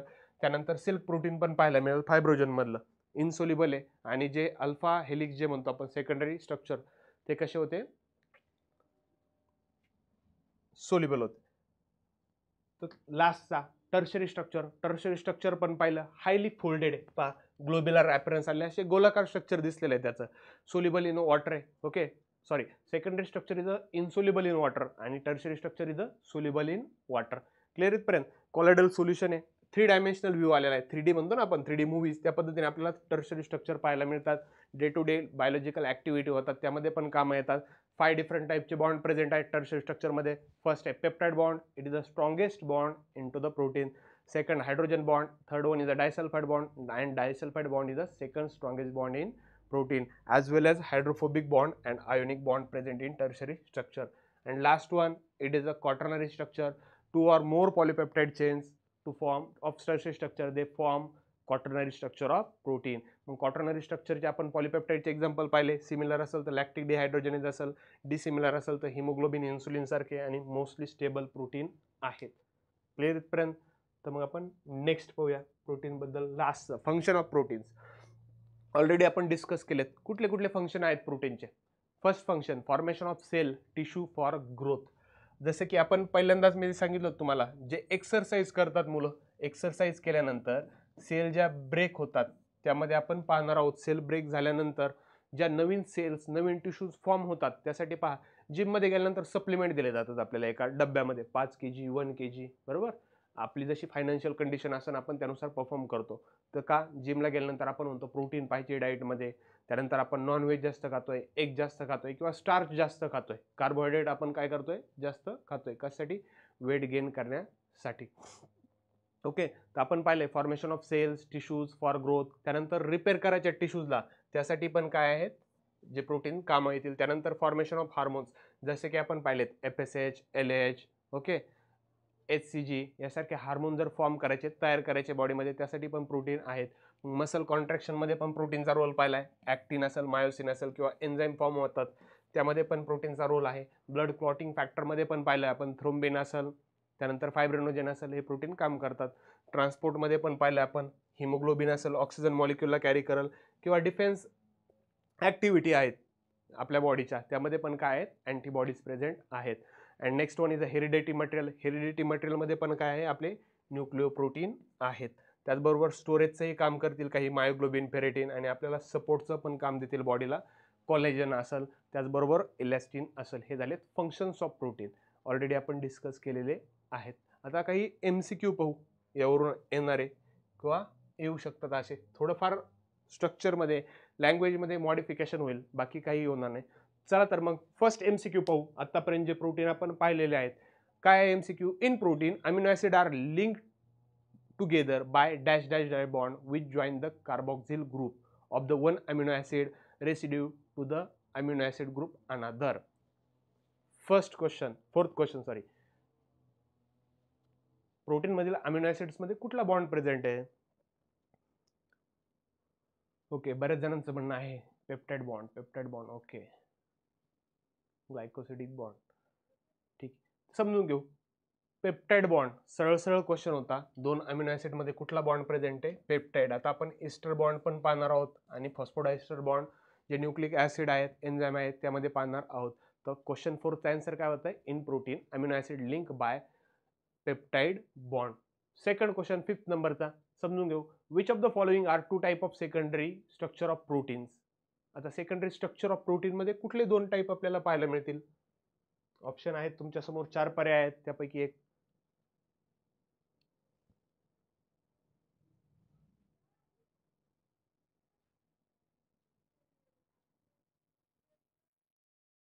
Okay,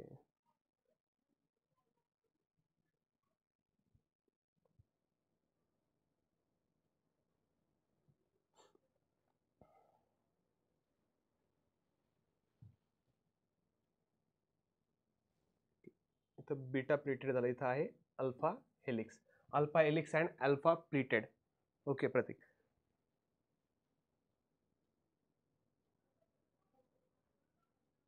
alpha helix and beta pleated. Okay, समजून घेऊ. आता जे आपण पाहिलेलं होतं सेकंडरी स्ट्रक्चर, सेकंडरी स्ट्रक्चर मध्ये कुठले कुठले प्रोटीन इन्व्हॉल्व आहे? ऑप्शन ए होता alpha helix, alpha pleated. Okay, alpha helix, alpha plated नाही, तर अल्फा हेलिक्स आणि बीटा प्लेटेड आपल्याला स्ट्रक्चर पाहायला मिळतंय सेकंडरी प्रोटीन मध्ये. ऑप्शन सी मध्ये सांगितलं तुम्हाला beta helix and alpha plated नाही, यांनी तर पूर्ण अपोजिट केलंय. त्यानंतर डी मध्ये beta helix and alpha plated, त्याचं ऑप्शन आपलं काय होतंय? अल्फा हेलिक्स आणि बीटा प्लेटेड स्ट्रक्चर, ऑप्शन बी. क्वेश्चन नंबर 6 यावरून पण पहा क्वेश्चन आलेला आहे. Complete the analogy the select correct option. Analogy सांगायची तुम्हाला क्वेश्चन नंबर 6 मध्ये. बरोबर. काय सांगितलंय? अल्फा हेलिक्स त्याचं कॅरेटिन एक्झाम्पल पाहिलेलं होतं. तर बीटा स्प्लिटेड स्ट्रक्चरचं काय एक्झाम्पल येईल? अल्फा हेलिक्सचं आपण पाहिलं होतं ना, कॅरेटिन. ओके, प्रतीकचं म्हणणं आहे बी, सिल्क फायबर. मोनाली बी. ओके, आता इथं समजून घेऊ. इथं फॉस्फोलिपिडचा रोल येत नाही. सरळ सरळ क्वेश्चन आहे. अल्फा हेलिक्स मध्ये जर प्रेझेंट आहे आपलं कॅरेटिन, बीटा प्लेटेड मध्ये काय प्रेझेंट आहे? आपण सिल्क पाहिलेलं होतं, सिल्क फायब्रोनोजेन. कळलंय? सरळ सरळ क्वेश्चन आहे. Silk fibrinogen is a present in beta pleated structure. Next question आहे पहा. Proteins are dash dash dash in nature, hydrophilic, hydrophobic, amphoteric और पोलार. काय येईल क्वेश्चन 7चा आन्सर? हायड्रोफोबिक. प्रज्ञाचं म्हणणं आहे hydrophobic. Pratik amphoteric. Upananda amphoteric. समजून घेऊया. आता हायड्रोफिलिक म्हणजे काय, हायड्रोफोबिक आपण लास्ट लेक्चरला पाहिलेलं आहेच. Hydro means related to water, philic means love. त्या प्रोटीन मॉलिक्यूलला पाणी आवडतंय. प्रोटीनचा आणि पाण्याचा काहीही संबंध येत नाही. आपण पाहिलंय जसं सेकंडरी स्ट्रक्चर पाहिलंय प्रोटीनचं, इनसोल्युबल आहे वॉटरमध्ये. बरोबर. टर्शरी स्ट्रक्चर कसं आहे? सोल्युबल आहे. हायड्रोफोबिक म्हणजे फिअर ऑफ वॉटर. ऑलरेडी तुम्ही बायोलॉजीमध्ये शिकलेले असन हायड्रोफोबिया. आठवतंय? हायड्रोफोबिया. हायड्रोफोबियामुळे आपल्याला कुठला डिसऑर्डर होतोय, कुठला डिसीज होतोय हायड्रोफोबियामुळे? Fear of water. नाही प्रतीक, याचं आन्सर बरोबर आहे. काय आहे? एम्फोटेरिक नेचर आहे. ते आपण ते डिटेलमध्ये पाहणारच आहोत. हायड्रोफिलिक पण नाही, हायड्रोफोबिक पण नाही, एम्फोटेरिक आहे प्रोटीनचं नेचर. ओके. रेबीज. तर किरणचं म्हणणं आहे hydrophobia means fear of water. Rabies होतोय, ते एक लक्षात राहू द्या. रेबीज कशामुळे होतोय किंवा रेबीजला दुसरं नाव काय आहे? हायड्रोफोबिया. जे डॉग बाईट होते आपण म्हणतो, डॉग असेल, फक्त तुम्हाला बेसिक माहित असेल, डॉग असेल, कॅट असेल, मंकी असेल, यांच्या बाईटनी पण आपल्याला हायड्रोफोबिया होऊ शकतोय. हो, आजचं लेक्चर बायोकेमिस्ट्रीचं लास्ट लेक्चर आहे आणि सगळे मॅक्सिमम ऑल बायोकेमिस्ट्री आपण आज कव्हर अप करणार आहोत. तर 7 नंबरच्या क्वेश्चनकडे या. प्रोटीन हायड्रोफिलिक नाहीये, हायड्रोफोबिक पण नाहीये, तर प्रोटीन काय आहे? एम्फोटेरिक इन नेचर आहे. तर आपण पाहिलंय एक अल्कलाइन जो ग्रुप होता, एक ऍसिडिक ग्रुप प्रेझेंट होता वीक, आणि दुसरा कसा होता? एक अल्कलाइन होता वीक, तर दुसरा पण कसा होता? ऍसिडिक ग्रुप प्रेझेंट होता. त्यामुळे protein it is a amphoteric in nature, not hydrophilic, not hydrophobic. Okay. Naveen question आहे तुमच्यासाठी. चला. नाही अक्षय, हे प्रोटीन वरलेच क्वेश्चन आहेत जेवढे आहेत तसे. आता जसे की पहा, क्वेश्चन नंबर 8 आहे, histones of dash dash dash are basic protein. जसे की आपण पाहिलं ना, न्यूक्लिक ऍसिड हेरिडिटीमध्ये पण प्रोटीन काम करतात. न्यूक्लिओ प्रोटीन म्हणायचं आहे त्यांना. बरोबर. त्यामध्ये रोल कशात येईल? हिस्टोन प्रोटीनचा येईल. हिस्टोन प्रोटीनचं तुम्हाला इथं जे न्यूक्लिओ प्रोटीन आपण पाहिलंय हेरिडिटीमध्ये काम करतंय, आपली अनुवांशिकता आहे. जसे की आपण न्यूक्लिक ऍसिडमध्ये पाहणारच आहोत आपण डिटेलमध्ये हेरिडिटी कशाला म्हणायचं आहे.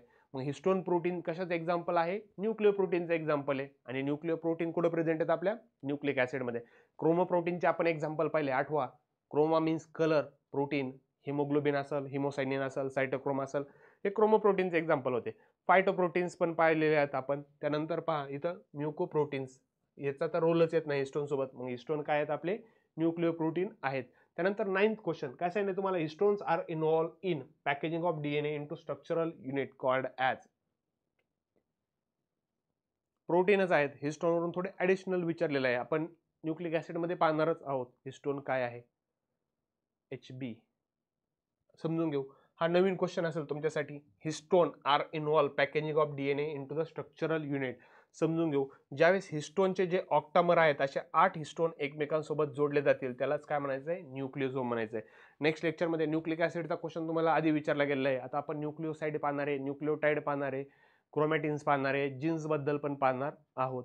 नेक्स्ट आहे क्वेश्चन नंबर 10. आता क्वेश्चन नंबर 10 मध्ये काय सांगितलंय? Which of the following correctly describe amphoteric nature of protein. Already विचारला होता लास्ट क्वेश्चन मध्ये. प्रोटीन एम्फोटेरिक का आहे? ओके. क्वेश्चन नंबर 10 काय येईल आन्सर?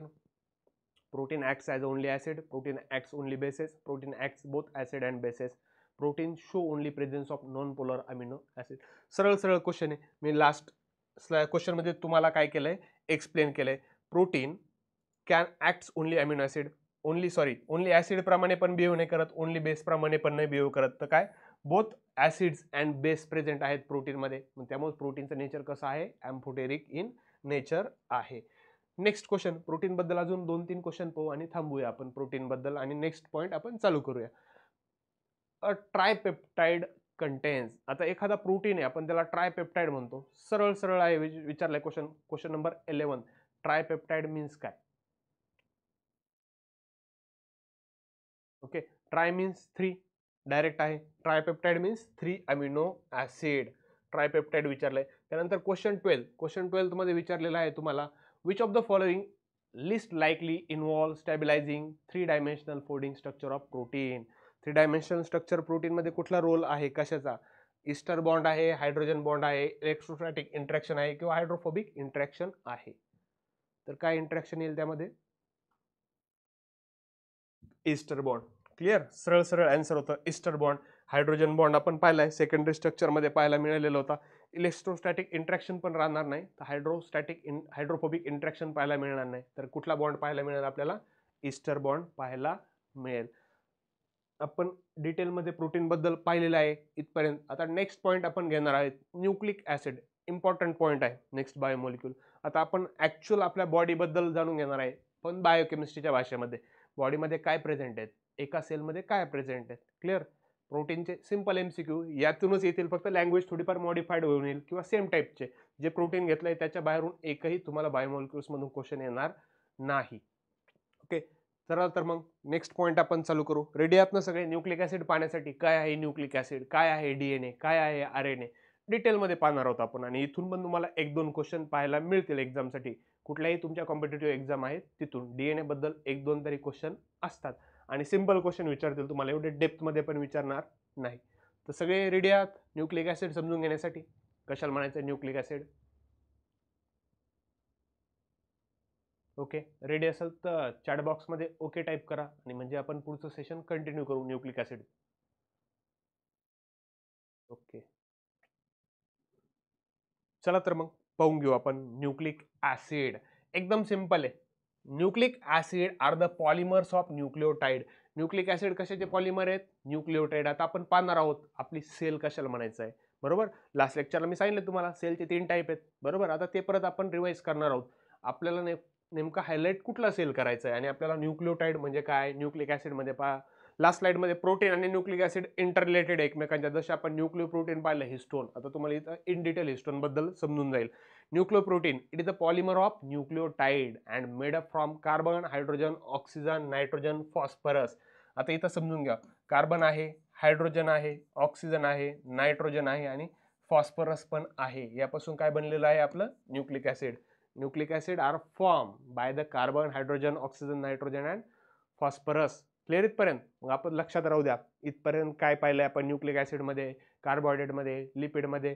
आपण पाहिलंय प्रोटीन मध्ये फक्त काय प्रेझेंट होत आहे, CHON प्रेझेंट होतं. आता इथं एक P पण वाढलाय, फॉस्फरस पण वाढलाय, परमनंट प्रेझेंट आहे फॉस्फरस. आता समजून घेऊया nucleic acid, genetic material of all living organism.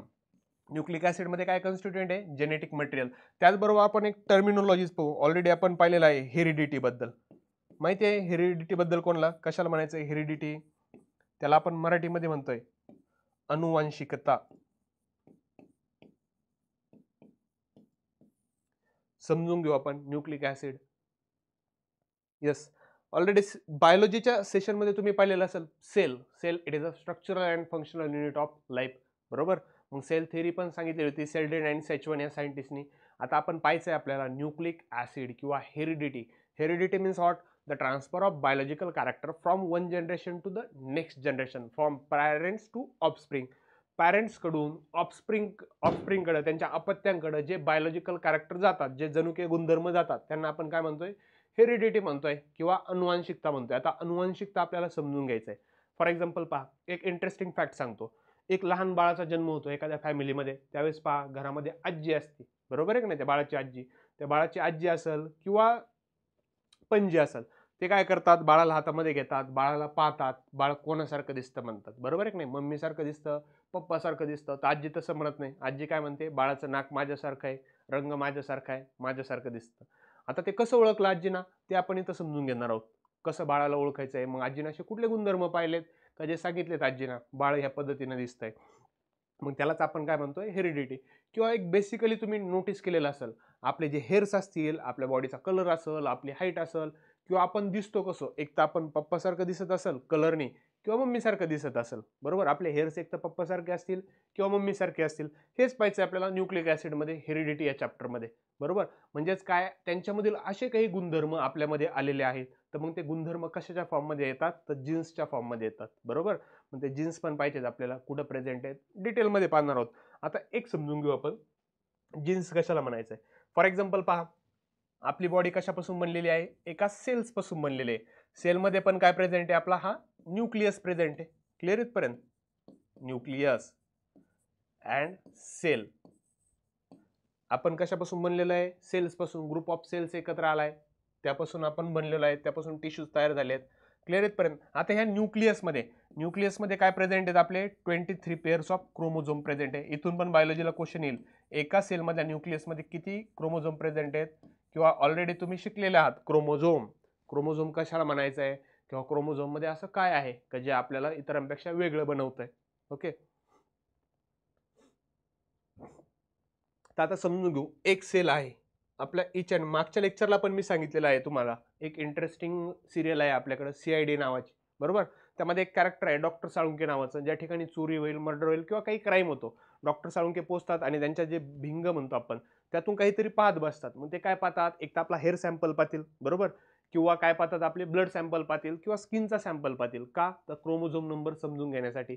Biological point of व्ह्यूने एक तर सगळ्यांना माहिती आहे, जर फिमेल असेल, फिमेलच्या बॉडीमध्ये XX क्रोमोझोम राहील, मेलच्या बॉडीमध्ये काय राहतील, XY क्रोमोझोम राहतील, बरोबर. आता इथपर्यंत समजून घेऊ आपण, nucleic acid, DNA, RNA, genes कुठे प्रेझेंट आहेत. तर आपण आतापर्यंत काय पाहिलं, एक सेल आहे, सेलमध्ये न्यूक्लियस आहे, न्यूक्लियसमध्ये, एका न्यूक्लियसमध्ये 23 पेअर्स ऑफ क्रोमोझोम प्रेझेंट आहेत. त्यापैकी 22 काय आहेत, ॲटोझोम्स आहेत, आणि 1 पेअर आहे आपली सेक्स क्रोमोझोम. क्लिअर इथपर्यंत. आता हा एक क्रोमोझोम जर आपण साईडला काढला, हा एक क्रोमोझोम, आता फॉर एक्झाम्पल पहा, आपला जुना एखादा शर्ट असेल किंवा काही ड्रेस मटेरियल असेल, त्याचा एखादा धागा निघतो. मग तसं त्याच पद्धतीने ह्या जर क्रोमोझोमचा एक थ्रेड लाईक पार्ट जर असा आपण स्ट्रेच केला, असा हा जर स्ट्रेच केला, तर आपल्याला काय भेटतंय, DNA भेटतंय. DNA काय, आपला जेनेटिक मटेरियल आहे. कळलंय आपल्याला, DNA कुठून आलाय, याला काय म्हणायचं, आपला DNA म्हणतो. आणि डॉक्टर साळुंकेला आपल्याला सोनं वगैरे काही माहिती नसतं, महत्वाचं नसतं, त्यांना काय पाहिजे असतंय, DNA एक्सट्रॅक्ट करायचं असतंय, बरोबर. आता ते पण सांगणार आहे तुम्हाला, बायोलॉजी पण बऱ्यापैकी तर कव्हर अप करतोय मी. आपण पाहिलंय, 2 मिनिटांमध्ये सांगतोय, लक्षात घ्या. आपण काय पाहिली, आपली बॉडीची कुठलीही एक सेल घेतली, हाताची असेल, हेअरची असेल, किंवा आपली स्किनची कुठलीही एक सेल घेतली, सेलमधील काय फोकस केलाय आपण, न्यूक्लियस फोकस केलाय. न्यूक्लियसमधून आपण काय पाहिलंय, एका न्यूक्लियसमध्ये 23 पेअर्स ऑफ क्रोमोझोम प्रेझेंट आहेत, आणि त्याचा एक थ्रेड लाईक जर पार्ट आपण स्ट्रेच केला, तर आपल्याला काय भेटलेला होता, DNA भेटलेला होता. मग आता ह्या DNA मध्ये जे असे काही सेगमेंट्स प्रेझेंट आहेत, ह्या सेगमेंट्सला काय म्हणतो आपण, जीन्स म्हणतोय. क्लिअर इथपर्यंत, जीन्स. मग डिफरंट टाईपचे जीन्स प्रेझेंट आहेत. बेसिकली ह्युमन बॉडीमध्ये 30,000 जीन्स प्रेझेंट आहेत एका सेलमध्ये. किती, 30,000 जीन्स एका सेलमध्ये प्रेझेंट आहेत. ओके, त्यानंतर पहा, ऑलरेडी तुम्हाला माहित आहे की नाही, HGP, ह्युमन ज्युनोम प्रोजेक्ट जो म्हणतो आपण त्याला, ह्युमन ज्युनोम प्रोजेक्टने काय डिस्कवर केलं, ह्युमन बॉडीमध्ये 30,000 जीन्स प्रेझेंट आहेत. आणि त्या जीन्समधील 50% जीन्सचं फंक्शनच माहित नाही आपल्याला अजून, हे जीन्स काय काम करतात. मग फॉर एक्झाम्पल पहा, आपला एखादा कलरसाठी असेल जीन, एखादा हाईट शो करत असेल, किंवा बाकीच्या ज्या ऍक्टिव्हिटी आहेत त्या रेग्युलेट करीत असतील, बरोबर. मग आता आपण पाहतोय DNA, आणि DNA वर हे जे सेगमेंट्स आहेत त्यांना म्हणायचं आहे जीन्स. 30,000 जीन्स प्रेझेंट आहेत, आणि ह्या जीन्समुळं, वेगवेगळे जीन्स प्रेझेंट आहेत, त्यामुळे आपण एकमेकांपासून वेगळं दिसतोय. आत्ताच मी तुम्हाला एक गोष्ट सांगितली, जर फॉर एक्झाम्पल पहा, बायोलॉजीमध्ये शिकलेले असेल तुम्ही, ॲम्निओसेंटेसिस असेल किंवा सेक्स डिटर्मिनेशन असेल, एखादं बाळ जन्माला येत आहे, बरोबर. तर आपण पहा, सेक्स डिटर्मिनेशन केलं जातंय, ते आता बॅन आहे कायद्याने.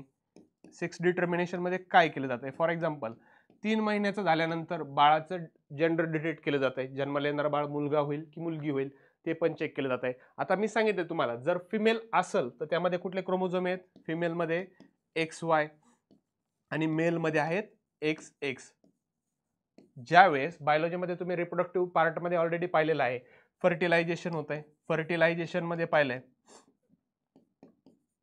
एका साईडनी पॅरेंट क्रोमोझोम येईल, एक पॅरेंट क्रोमोझोम येईल. फॉर एक्झाम्पल फिमेल कडून X आला, मेल कडून जर Y आला, येणारं बाळ जन्माला येणारं काय होणार आहे, मेल होणार आहे. आणि आपण मेल मध्ये पण पाहिलंय, हा जो Y क्रोमोझोम आहे, वाय क्रोमोझोमचा 5% पार्टच ऍक्टिव्हेट आहे आणि हा 5% पार्टच काय करतोय, मेल कॅरेक्टर शो करतोय.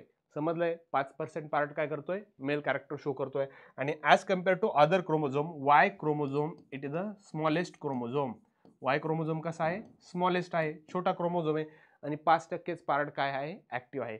कळलंय प्रत्येक? आपल्या बॉडीमध्ये कुठला क्रोमोझोम आहे जो मेल कॅरेक्टर शो करतोय, वाय क्रोमोझोम. त्यातील पण 5% पार्टच वाय क्रोमोझोम आपल्याला मेल कॅरेक्टर शो करतोय. आणि जर हे 5% कॅरेक्टर जर आपल्या मेल बॉडीमध्ये शो झाले नाही तर मेल कॅरेक्टर दिसत नाही. किंवा तुम्ही पाहिलेलं असेल, आता एक रिसेंटली सीबीएसईची मुलगी होती, 10वीची टॉपर होती, पण तिला बियर्ड, मुस्टाच, दाढी मिशा होत्या जेंट्स प्रमाणे. म्हणजे त्यामध्ये पण पहा असे काही म्युटेशन झालंय, जेनेटिक रिकॉम्बिनेशन झालंय. कळलंय? त्याच्या मदतीने तिच्या बॉडीमध्ये चेंजेस आलेत. यापर्यंत ह्या गोष्टी पाहिल्यात आपण. XY क्रोमोझोम पण पाहिला, XY पण पाहिला आणि आता आपण इन डिटेलमध्ये पाहूया ह्या क्रोमोझोम बद्दल किंवा न्यूक्लिक ऍसिड बद्दल.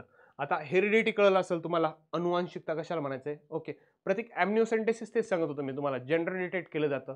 जन्माला येणारा बाळ मुलगा आहे की मुलगी आहे. बेसिकली प्रेग्नन्सी नंतर 3 महिन्यानंतर आपण डिटेक्ट करू शकतोय क्रोमोझोमनुसार, कुठले क्रोमोझोम प्रेझेंट आहेत किंवा कुठले नाही आहेत त्यानुसार अकॉर्डिंग. आता आपण पाहूया डिटेलमध्ये डीएनए, आरएनए. आता तुम्हाला कळलं असेल डीएनए इच अँड एव्हरी सेलमध्ये प्रेझेंट आहे.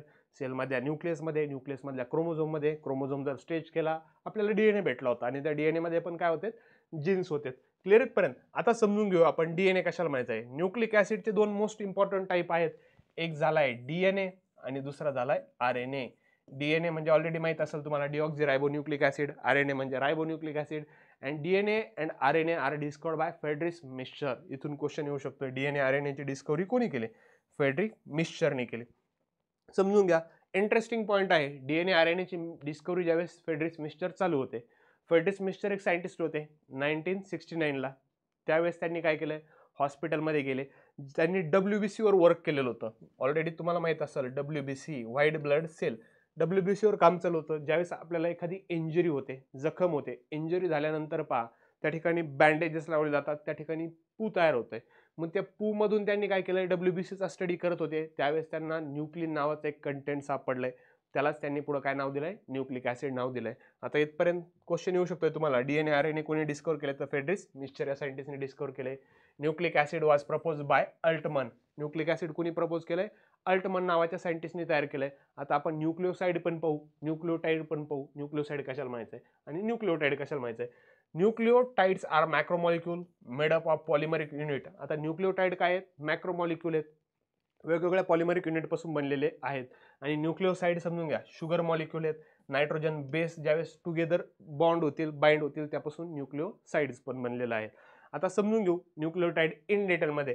ज्यावेळेस ते दोन्ही जॉईन होतील फॉस्फेट ग्रुप सोबत फ्रॉम टू फॉर्म न्यूक्लिओटाइड, ज्यावेळेस शुगर ग्रुप असेल आणि नायट्रोजनस बेस असेल, ते ज्या वेळेस एका फॉस्फेट ग्रुप सोबत बाइंड होतील. आता एक समजून घ्या, शुगर ग्रुप आहे, sugar group plus nitrogenous base, यांना आपण काय म्हणलेलो होतो, आपण न्यूक्लिओसाइड म्हणलेलो होतो.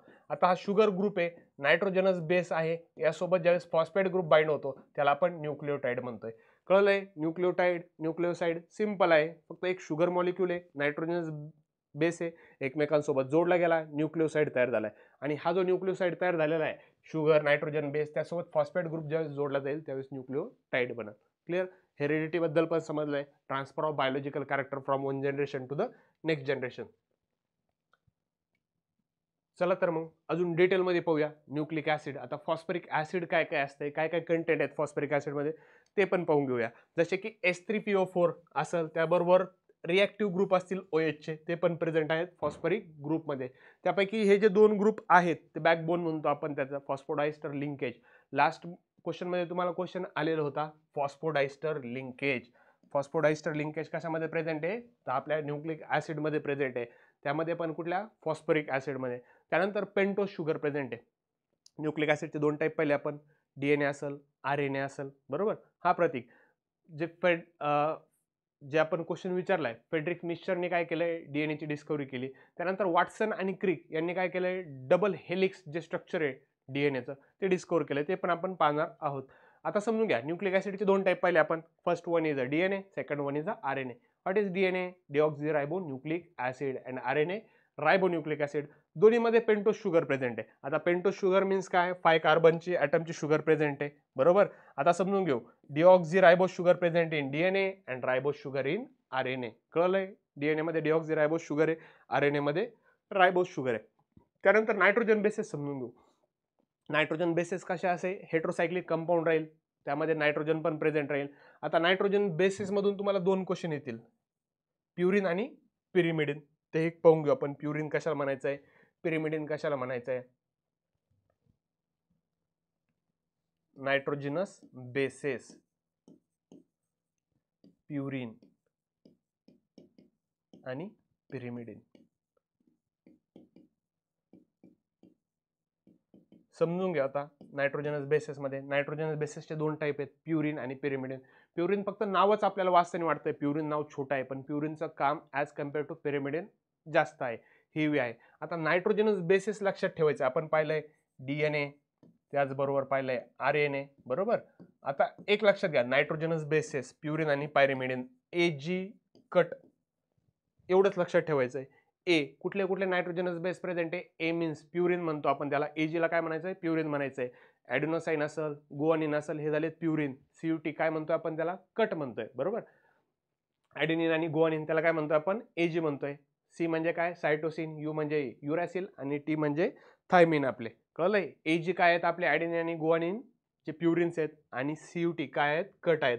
आता मग समजून घ्या, डीएनए मध्ये काय प्रेझेंट आहे, एजी सी टी, आणि आरएनए मध्ये काय प्रेझेंट आहे, एजी यू टी. म्हणजेच काय, ॲडेनिन, गुआनिन, सायटोसिन आणि thymine present in DNA and in RNA adenine, guanine, uracil present. Okay, cytosine and uracil. Thymine is absent in RNA. Clear इथपर्यंत. DNA मध्ये काय प्रेझेंट आहेत, ॲडेनिन, गुआनिन, सायटोसिन आणि thymine. तर आपल्या आरएनए मध्ये काय प्रेझेंट आहेत, adenine, guanine, uracil and thymine. थायमिनच्या ऐवजी युरॅसिल प्रेझेंट आहे आपल्या आरएनए मध्ये. आता आपण बेसिकली पाहून घेऊयात प्युरिन, पिरिमिडिन कशाला माहिती आहे, डेफिनेशन त्याची पण पाहून घेऊया. आता प्युरिन समजून घ्या. आता कन्सिस्ट झालेला आहे 2 रिंग्स पासून. इथं तुम्हाला डायग्रामॅटिक फॉर्म मध्ये पण दिलेलं आहे, ॲडेनिन, ओके, ॲडेनोसाइन. प्युरिन कशा, 1 आणि 2 या 2 रिंग्स पासून बनलेला आहेत आपला प्युरिन. त्यामध्ये 2 नायट्रोजन आहेत, 4 कार्बन आहेत, इमिडिझोलची रिंग आहे, पिरिमिडिन रिंग आहे. त्याचे एक्झाम्पल पण सांगितले मी तुम्हाला, प्युरिनचे ॲडेनिन असेल, त्यानंतर गुआनिन असेल. Pyrimidine consist of pyrimidine ring. हे पहा, पिरिमिडिन सिंगल रिंग आहे, तर प्युरिन कशी आपली डबल रिंग आहे. क्लिअर. आणि आपण पाहिलेत एक्झाम्पल पण पाहिले पिरिमिडिनचे, सायटोसिन असेल, थायमिन असेल. थायमिन प्रेझेंट आहे डीएनए मध्ये, आरएनए मध्ये आहे युरॅसिल. क्वेश्चन येऊ शकतो तिथून, आरएनए मध्ये काय प्रेझेंट आहे, थायमिन का युरॅसिल. डीएनए. आता डीएनए बद्दल ऑलरेडी मी तुम्हाला बेसिक माहिती सांगितली, थोडं स्पीडने घेतोय. डीएनए मेन जेनेटिक मटेरियल आहे आपल्या लिव्हिंग ऑर्गॅनिझम मधलं. मी जसं सांगितलं तुम्हाला, हेरिडिटी, अनुवांशिक माहिती जी आहे स्टोअर केली जाते डीएनए मध्ये. आता समजून घ्या, प्रोकॅरियोटिक आणि युकॅरियोटिक. सेलमध्ये शिकलेले आहेत. प्रोकॅरियोटिक म्हणजे कसे, सिंपल ऑर्गॅनिझम आहे. युकॅरियोटिक म्हणजे कसे, कॉम्प्लेक्स आहे. Human being it is a eukaryotic, not a prokaryotic. आपण काय आहोत, युकॅरियोटिक आहोत, प्रोकॅरियोटिक नाही. आता प्रोकॅरियोटिक मध्ये समजून घेऊया काय असतंय. आता समजून घ्या, प्रोकॅरियोटिक मध्ये काय सांगितलंय, प्रोकॅरियोटिक मध्ये डीएनए प्रेझेंट आहे, पण without any association with protein. Prokaryotic मध्ये जरी डीएनए प्रेझेंट असला, कशाच सोबत असोसिएशन नाही, कुठल्या प्रोटीन सोबत. पण युकॅरियोटिक मध्ये जर डीएनए प्रेझेंट आहे, आणि हे सगळ्यांना माहित आहे प्रेझेंट आहे, तो कशासोबत असोसिएट झालेला आहे, हिस्टोन आणि प्रोटामाइन सोबत. आपण पाहिलंय हिस्टोन प्रोटीन सोबत काय झालेला आहे, डीएनए असोसिएट झालेला आहे. कळलंय. डीएनए काय करतोय, आपण पाहिलंय लिव्हिंग ऑर्गॅनिझम मध्ये इम्पॉर्टंट आहे इनहेरिटन्ससाठी. आई वडिलांमधून आपल्यामध्ये जे काही गुणधर्म येतात त्यासाठी डीएनए कसा आहे, इम्पॉर्टंट आहे. किंवा कोडिंग करतो काही प्रोटीनला. कोडिंग कशासाठी करल, प्रोटीन पासून, जे आपण अमिनो ऍसिड पासून प्रोटीन बनण्यासाठी, किंवा जेनेटिक इन्फॉर्मेशन गाईड करतोय आपल्या लाईफ प्रोसेसेससाठी. एवढे फंक्शन आहेत आपल्या बॉडीमध्ये डीएनएचे. आणि सगळे इन्स्ट्रक्शन काय केले जातात, हेल्ड केले जातात डीएनए मध्ये. रिप्रोडक्शन असेल किंवा डेथ असेल सेलच्या, सगळे इंस्ट्रक्शन डीएनए थ्रू आपल्या बॉडीला दिले जातात. आता समजून घेऊया, डीएनएचं जे डबल हेलिक्स मॉडेल आहे, याला आपण काय म्हणतोय, डबल हेलिक्स मॉडेल. डीएनए कसं आहे आपला डबल स्टँडर्ड आहे, ॲज कम्पेअर आरएनए आपला सिंगल स्टँडर्ड आहे. हे जे डबल हेलिक्स मॉडेल आहेत ते डिस्कवर केलं होतं वॉटसन आणि क्रिक या नावाच्या सायंटिस्टनी. फक्त वॉटसन आणि क्रिकच नव्हते. आपल्याला पहा, फॉर एक्झाम्पल पहा, क्रेडिट, त्यापूर्वी पण क्रेडिट चोरलं गेलं. त्यानंतर एक विल्किन्स नावाचा सायंटिस्ट होता, विल्किन्स आणि रोझालिंड नावाची एक सायंटिस्ट होती, लेडीज. यांनी काय केलं होतं, टुगेदर वर्क केलं होतं विल्किन्सनी आणि रोझालिंड्सनी डीएनएच्या स्ट्रक्चरवर. पण त्यांना ती माहिती एक्सप्रेस करता नाही आली, मांडता नाही आली. त्यानंतर आले वॉटसन आणि क्रिक. वॉटसन आणि क्रिक ॲनालाइज करायला इन्फॉर्मेशन पक्के होते. त्यांनी हे रोझालिंड आणि विल्किन्सनी जी इन्फॉर्मेशन, रोझालिंड फ्रँकलिन नावाची लेडीज होती, त्याने जी इन्फॉर्मेशन गॅदर्ड केली होती, रिसर्च केलेलं होता, ते ॲनालिसिस केलं, लोकांसोबत मांडलं. मग त्यांनी काय दिलंय, हे स्ट्रक्चर दिलंय. कोणी? वॉटसन आणि क्रिक. वॉटसन आणि क्रिक 1953ला हे स्ट्रक्चर दिलं होतं डीएनएचं. डबल हेलिक्स स्ट्रक्चर आहे. त्याचबरोबर वॉटसन, क्रिक, विल्किन्स हे 3 सायंटिस्टला नोबेल प्राइज भेटलेलं होतं त्यासाठी, ह्या डिस्कव्हरीसाठी. रोझालिंड फ्रँकलिन जी होती लेडीज, तिची डेथ झालेली होती. डेथ झाल्यानंतर नोबेल प्राइज त्यावेळेस दिलं गेलं नाही. कळलंय? नोबेल प्राइज कधी भेटलंय? 1962ला. त्यावेळेस रोझालिंड फ्रँकलिन ह्या लेडीजची डेथ झालेली होती. त्यामुळे 3 सायंटिस्टला काय मिळालंय? नोबेल प्राइज भेटलं. कशासाठी? हे जे डबल स्टँडर्ड डीएनए आहे त्याची डिस्कव्हरी केली म्हणून.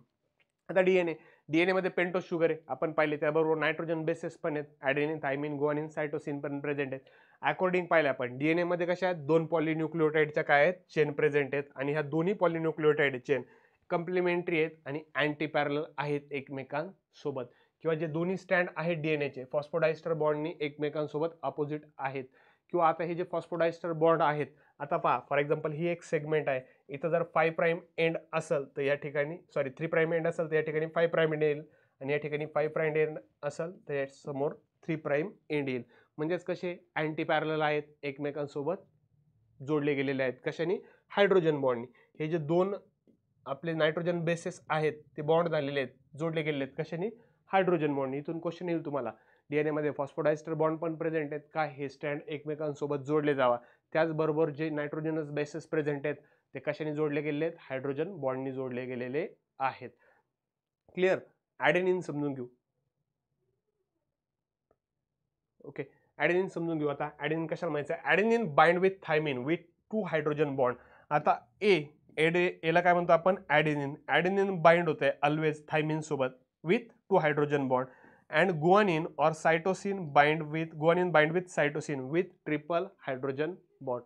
कळलं इथपर्यंत? हायड्रोजन बॉन्डनी काय झालेले आहेत? बाइंड झाले आहेत. फक्त ॲडेनिन सोबत काय झालंय? थायमिन बॉन्ड बाइंड झालाय. आणि गुआनिन सोबत ट्रिपल हायड्रोजन बॉन्डनी सायटोसिन बाइंड झालेला आहेत. आता परत तुम्हाला एक क्वेश्चन आलेला आहे, चार्गप इक्विव्हॅलन्स रूल किंवा येऊ शकतो. आता चार्गप्स इक्विव्हॅलन्स रूल काय सांगतोय?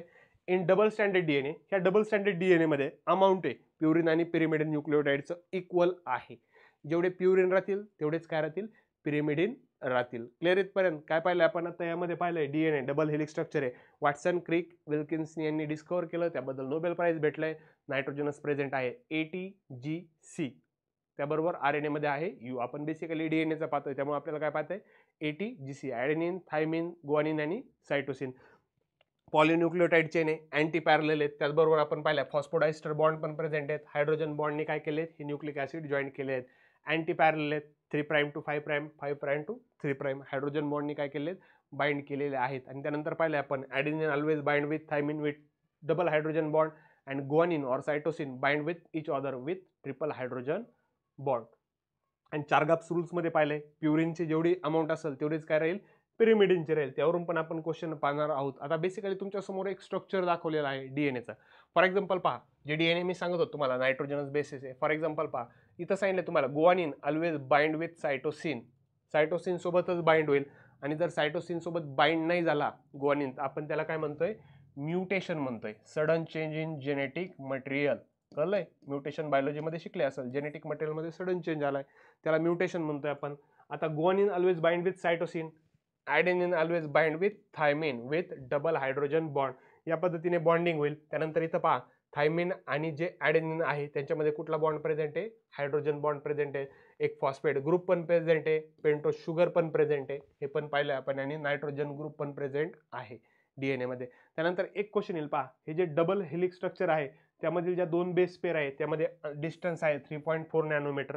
ओके, हे जे 2 न्यूक्लियोटाइड प्रेझेंट आहेत ना, सायटोसिन आणि थायमिन, त्यामध्ये 0.34 नॅनोमीटर डिस्टन्स आहे 2 न्यूक्लियोटाइड मध्ये. आणि एका बेस पेअर मध्ये किती डिस्टन्स आहे? 3.4 नॅनोमीटर. ओके, आता आरएनए बद्दल पाहून घेऊया आपण, म्हणजे आपला nucleic acid maximum cover up होऊन जाईल. आरएनएला आपण काय म्हणलो होतो? रायबोन्यूक्लिक ऍसिड. हो, SK टेक्निकल असिस्टंट ग्रुप बी साठी आपलं हे लेक्चर चालू आहे, त्यामध्ये बायोकेमिस्ट्री आहे. ओके, आरएनए समजून घेऊया. आरएनए फंडामेंटली डीएनए सारखाच असेल, सेम राहील, but little bit difference are present in RNA. जसं की पाहिलं आपण in place of thymine uracil is a present. Okay, आता समजून घेऊया. जसं आपण डीएनए मध्ये पाहिलं, in DNA deoxyribose sugar present and RNA only ribose sugar present. Okay, RNA मध्ये रायबोस शुगर आहे, डीएनए मध्ये डिऑक्झिरायबोस प्रेझेंट आहे. Okay, in place of nitrogen bases thymine is present in DNA, uracil is present in RNA. And RNA जसं की आपण पाहिलं, DNA is made up of 2 polypeptide chain, RNA is made up of single polypeptide chain. And RNA is a single standard, DNA is a double standard. कळलंय? मग आता तुम्ही सांगा, double standard for example पहा, आपण जर एका पायावर उभं राहिलो तर आपल्याला स्टॅबिलिटी भेटणार नाही, आणि 2 पायावर उभं राहिलं तर आपण स्टेबल होऊ, हालचाल होणार नाही. मग आरएनए स्टेबल राहील का डीएनए स्टेबल राहील ॲज कम्पेअर? तर डीएनए कसा आहे? स्टेबल आहे. आरएनए अनस्टेबल आहे. आरएनए कसा आहे? सिंगल स्टँडर्ड आहे. आता समजून घेऊया. आपण पाहिलंय ॲनिमलमध्ये मॅक्सिमम ऑलमोस्ट ॲनिमलमध्ये जेनेटिक मटेरियल स्टोअर केलं जातं आहे डीएनए मध्ये. आता आरएनए पण जेनेटिक मटेरियलचं काम करतोय. मॅक्सिमम एक्झामला क्वेश्चन विचारलेला आहे, RNA it is a genetic material found in a reo viruses. Reo व्हायरसेसमध्ये काय पाहायला भेटतोय? आरएनए काय आहे? Genetic material. जसे की आपण पाहिलं ना, आपण कोणासारखं दिसणार, काय होणार ते आपल्या सेलमध्ये, क्रोमोझोममध्ये, डीएनए मध्ये इन्फॉर्मेशन आहे. तर जे व्हायरसेस आहेत, प्लांट व्हायरसेस असतील किंवा रिओ व्हायरसेस असतील, त्यामध्ये डबल स्टँडर्ड आरएनए पाहायला मिळतोय आणि जेनेटिक इन्फॉर्मेशन काय करतोय? स्टोअर करतोय. आता टाइप्स ऑफ आरएनए पाहू. आरएनएचे 2 टाइप्स आहेत बेसिकली, जेनेटिक आरएनए और जिनोमिक आरएनए. हे झाले टाइप्स. आणि वर्क करतंय, जेनेटिक इन्फॉर्मेशन स्टोअर करतंय, ट्रान्सफर करतंय.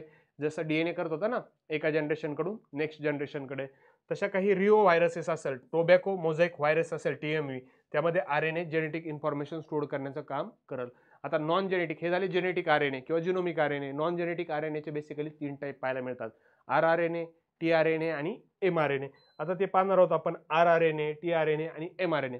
एक तुमच्या समोर एक डायग्राम शो केलेली आहे, डिफरन्स सांगितलेला आहे तुम्हाला डीएनए आणि आरएनए मधला. आता बेसिकली पहा, आरएनए मध्ये ह्या नायट्रोजनस बेसेस दाखवल्यात, गुआनिन आहे, सायटोसिन आहे. त्यानंतर पहा, in place of thymine uracil is present. Clear इथपर्यंत? डबल हेलिक्स स्ट्रक्चर होतं डीएनएचं, बेस पेअर प्रेझेंट होत्या. त्यानंतर इथं पहा, सायटोसिन आहे, गुआनिन, ॲडेनिन, थायमिन. फक्त आरएनए मध्ये काय डिफरन्स झाला आहे? In place of thymine uracil is present and DNA is a double standard, RNA is a single standard. आता टाइप्स पाहू आपण आरएनएचे. रायबोझोमल आरएनए त्याला आरआरएनए म्हणतोय, transfer RNA, it is called as soluble RNA, sRNA और adapter RNA, and last one is a messenger RNA. Ribosomal RNA समजून घेऊ. आपल्या सेलमध्ये जे आरएनए प्रेझेंट आहेत, टोटल 80% आहेत rRNA, ribosomal RNA. They are called as ribosomal RNA, basically found in the nucleolus. आता आपली सेल आहे, एक समजून घ्या. सेल मधला सेंटर पार्ट झाला आपला न्यूक्लियस, आणि ह्या न्यूक्लियस मध्ये पण जो आहे सेंटरचा पार्ट, त्याला आपण न्यूक्लिओलस म्हणतोय. मग हे जे 80% आहेत रायबोझोम्स, कुठं फाउंड होतात? आपल्या न्यूक्लिओलस मध्ये पाहून घेतात, प्रोटीन सिंथेसिस करतात. आता पहा, फॉर एक्झाम्पल अमिनो ऍसिड मध्ये आपण पाहिलेत, काही इसेन्शियल अमिनो ऍसिड होते, नॉन इसेन्शियल होते. नॉन इसेन्शियल म्हणजे काय?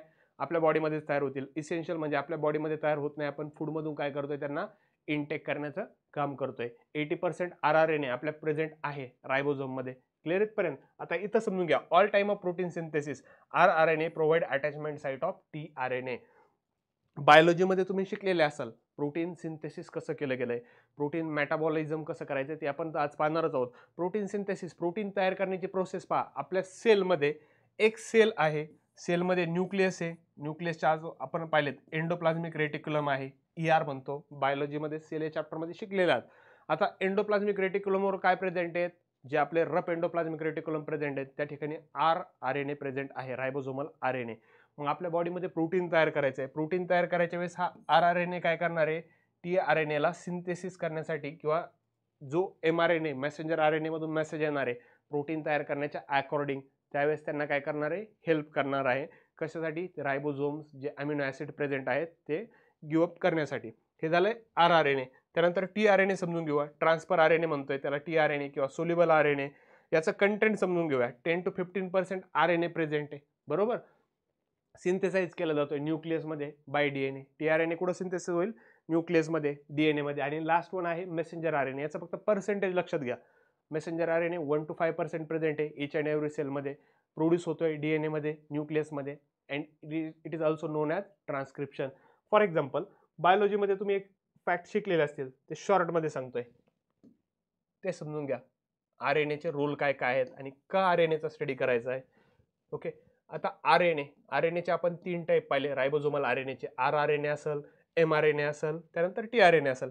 आपली एक सेल आहे, सेलमध्ये काय आहेत, न्यूक्लियस प्रेझेंट आहेत. न्यूक्लियसमध्ये DNA प्रेझेंट आहेत. त्या DNAने सांगितलं आपल्या बॉडीला प्रोटीन बनवायचे आहेत. ऑलरेडी समजून घ्या, DNAने काय केलंय, स्वतःची ओन कॉपी बनवली ॲज इट इज. त्याला आपण रेप्लिकेशन म्हटलं होतो, बरोबर. रेप्लिकेशन. डीएनएने काय सांगितलंय, कॉपी बनवायची, पण त्यासाठी डीएनएचा नंबर वाढवायचा आहे. डीएनएने mRNA ला, मेसेंजर RNA ला मेसेज केलाय, आपल्याला काय बनवायचं आहे, प्रोटीन बनवायचं आहे. मग mRNA कोणाकडे गेलाय, tRNA कडे. tRNA ला काय म्हणलाय, डीएनएने आपल्याला काम दिलंय, प्रोटीन बनवायचंय. पण त्यासाठी आपल्याला माहिती आहे प्रोटीन कशापासून बनलेले आहेत, 20 डिफरंट टाईपच्या अमिनो ऍसिड पासून बनलेले आहेत. मग ते प्रोटीन आपल्याला समजून घ्यायचे, प्रोटीन फॉर्मेशन कसे झालेले आहेत, सिंथेसिस कसं झालेलं आहे. मग डीएनएने स्वतःची कॉपी बनवली, त्याला आपण रेप्लिकेशन म्हणतोय. डीएनएने mRNA ला मेसेज पाठवलाय, त्याला आपण ट्रान्सक्रिप्शन म्हणतोय. ट्रान्सक्रिप्शन. mRNA ला काय मेसेज केलाय, आपल्याला प्रोटीन बनवायचे आहेत आपल्या बॉडीसाठी. मग mRNA गेलाय tRNA कडे, ट्रान्सफर RNA कडे. tRNA mRNA मेसेंजर RNA होता, ह्याच्या सेलमध्ये तयार झालेला होता. हा आला ह्या न्यूक्लियसमध्ये. न्यूक्लियसमध्ये गेल्यानंतर ऑलरेडी आपण पाहिलंय, तो गेलाय tRNA कडे, ट्रान्सफर RNA कडे, आणि ट्रान्सफर RNA RRNA कडे जाऊन काय करणार आहे, फॉर एक्झाम्पल एक स्टँड अडॅप्टर मॉलिक्यूल म्हणतो आपण, अडॅप्टर RNA म्हणतोय. एक ह्या mRNA ला बाइंड राहील tRNAचं, एक जाईल अमिनो ऍसिड कंडक्ट करल आणि त्या mRNA ला देईल, आणि mRNA त्या 20 डिफरंट अमिनो ऍसिडच्या मदतीने काय करणार आहे, प्रोटीन बनवणार आहे. एवढी सिंपल प्रोसेस आहे. आणि या ऑल ओव्हर प्रोसेसला काय म्हटलेलं आहे, central dogma in molecular biology. Clear इथपर्यंत. आता नेक्स्ट पाहून घेऊ आपण. Okay, concept of metabolism. Metabolism कशाला म्हणायचं, आता आपल्याला पाहिजे प्रोटीन मेटाबॉलिझम. ओके सर, अजून एकदा सांगायचंय. ठीक आहे, समजून घ्या. एक सेल आहे आपली, सेलमध्ये काय प्रेझेंट आहे, न्यूक्लियस आहे, न्यूक्लियसमध्ये डीएनए. सेंट्रल डोग्मा समजून घ्या मॉलिक्युलर बायोलॉजीचा. 1 मिनिटामध्ये रिवाइज करतोय. आपली ही एक सेल आहे, सेलमध्ये काय प्रेझेंट आहे, न्यूक्लियस. आपण पाहिलंय न्यूक्लियसमध्ये क्रोमोझोम आहे, या क्रोमोझोममध्ये डीएनए प्रेझेंट आहे. मग डीएनएने काय केलंय, स्वतःची ओन रिप्लिका तयार केली, दुसरे डीएनए तयार केलेत, बरोबर. या प्रोसेसला आपण काय म्हटलं होतं, रेप्लिकेशन. समजलंय, replication central dogma of molecular biology मधला. डीएनएने काय केलंय, स्वतःची ओन कॉपी तयार केली, एक्झॅक्ट कॉपी तयार केली, त्याला रेप्लिकेशन म्हणतोय.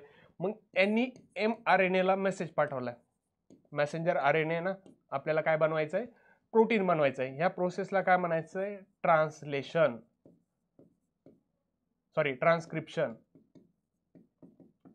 म्हणायचं या प्रोसेसला. मग mRNA जाईल आपला RRNA कडे, आणि फायनली काय बनवल, प्रोटीन बनवल. प्रोटीन बनवल्यानंतर याला काय म्हणायचंय, ट्रान्सलेशन म्हणायचंय. फायनली प्रोटीन बनवला आहे अकॉर्डिंग टू द इन्फॉर्मेशन येईल जेनेटिक कोडॉनच्या फॉर्म मध्ये.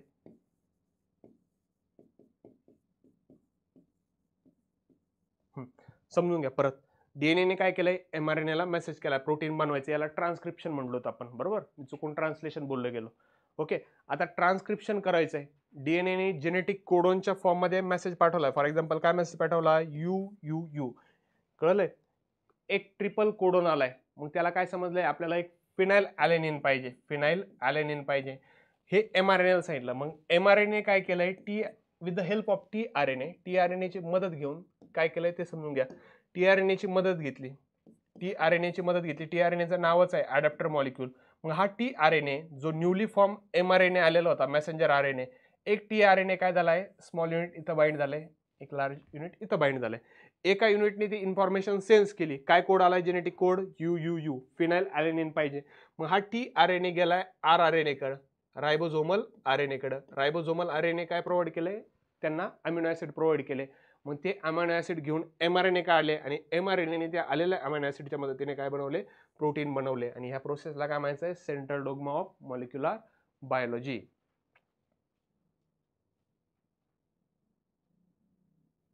ओके, चला तर मग बाकीचा पार्ट पाहून घेऊया. हा, लास्टचा पॉइंट येतील मेटाबॉलिझम. मेटाबॉलिझम बद्दल पाहून घेऊ. What is metabolism? It is a life sustaining process, chemical conformation होत आहे सेल्स टू लिव्हिंग ऑर्गॅनिझम मधलं एन्झाईम आहे. समजून घ्या. आता मेटाबॉलिझम का करायचं, आपण जे खाल्लंय ते डायजेस्ट का करायचं, कशासाठी, तर आपली ग्रोथ झाली पाहिजे, रिप्रोडक्स झालं पाहिजे, जे मेंटेन केले गेले पाहिजेत आपले स्ट्रक्चर, किंवा सराउंडिंग आपले जे एन्व्हायरमेंटल फॅक्टर आहेत त्यांना रिस्पॉन्स दिला पाहिजे. यासाठी आपण काय करतोय, मेटाबॉलिझम करतोय, जे खाल्लंय ते डायजेस्ट करण्याचा प्रयत्न करतोय. मेटाबॉलिझमचे 2 टाइप्स आहेत, एक झालंय कॅटाबॉलिझम, दुसरं झालंय ॲनाबॉलिझम. बेसिकली मेटाबॉलिझममध्ये समजून घ्या, जे केमिकल प्रोसेस आहे, एक फूडला कन्वर्ट केलं जातं एनर्जीमध्ये. आपण जे पण काही खातोय त्याला ग्लुकोजमध्ये कन्वर्ट केलं जाईल आणि ग्लुकोजपासून आपल्याला काय मिळेल, एनर्जी मिळेल. कॅटाबॉलिझम समजून घ्या, ब्रेकडाऊन ऑफ फूड मॉलिक्यूल, जे फूड मॉलिक्यूल आहेत त्यांचं ब्रेकडाऊन करायचं आहे, डायजेशन करायचं आहे फूडचं, आपण त्याला काय म्हणतोय, कॅटाबॉलिझम म्हणतोय. आणि ॲनाबॉलिझम म्हणजे काय, बिल्डिंग ब्लॉक्स ऑफ मॉलिक्यूल, म्हणजे आपल्याला प्रोटीन बनायचे. जसं आपण सेंट्रल डोगमा पाहिलं ना आता, मेकिंग ऑफ प्रोटीन, त्याला काय म्हणायचंय, ॲनाबॉलिझम. आपल्या सेलने काय बनवलंय, प्रोटीन बनवलंय, त्याला आपण काय म्हणलंय, ॲनाबॉलिझम. आणि ज्यावेळेस आपण एखादा फूड मॉलिक्यूल खाल्लेला होता, आपल्या बॉडीमध्ये स्टमकमध्ये डायजेस्ट झाला, त्याला म्हणलो होतो कॅटाबॉलिझम. समजलंय. मेटाबॉलिझम केमिकल एनर्जीला किंवा फूडला कन्वर्ट केलं जातं आपल्या बॉडीमध्ये एनर्जीच्या फॉर्ममध्ये. आणि एनर्जी करन्सी काय आहे आपल्या बॉडीची, एटीपी, ॲडिनोसाइन ट्रायफॉस्फेट. आता मेटाबॉलाइट्स बद्दल आपण थोडंफार समजून घेऊ. Metabolites are converted into each other series. Metabolites converted केले जातात एकमेकांबरोबर. कशासोबत, एक सिक्वेन्शियल सिरीज राहील मेटाबॉलिक पाथवेची. केमिकल रिॲक्शन कॅटाबॉलाइज केले जातात किंवा रिॲक्शन कॅटलाइज केले जातात मेटाबॉलिक पाथवेजमध्ये वेगवेगळ्या. No uncatalysed mechanism are perform in to the living organism. जेवढे काही लिव्हिंग ऑर्गॅनिझम आहे त्यांच्यामध्ये कॅटाबॉलिक ॲक्टिव्हिटीज होतात, अनकॅटलाइज काहीही होत नाही. आणि यातून त्याचा बाय प्रोडक्ट काय होतं, आत्ता मी सांगितलंय, ॲडेनोसाइन ट्रायफॉस्फेट हा आपल्या मेटाबॉलिझमचा बाय प्रोडक्ट आहे.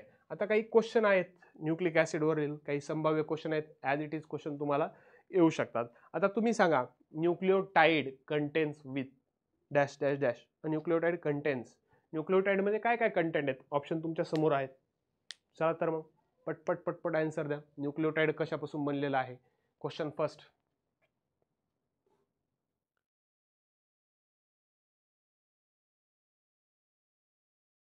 D D.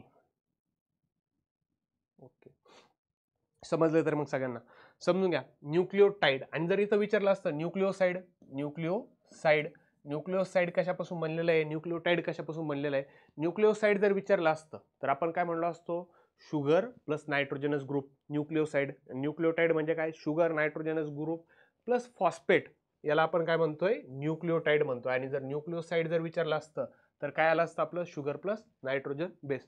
क्वेश्चन दोन्ही पद्धतीने आला तरी समजून घ्या, एकदम सिंपल आहे. त्यानंतर सेकंड क्वेश्चन वाचून घ्या एकदा. काय सांगितलं तुम्हाला, which one of the following nitrogenous base of nucleic acid is wrongly match with the category mention against it.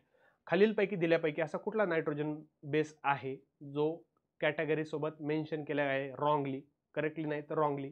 Wrong pair ओळखायची तुम्हाला, ओळखा रॉंग पेअर.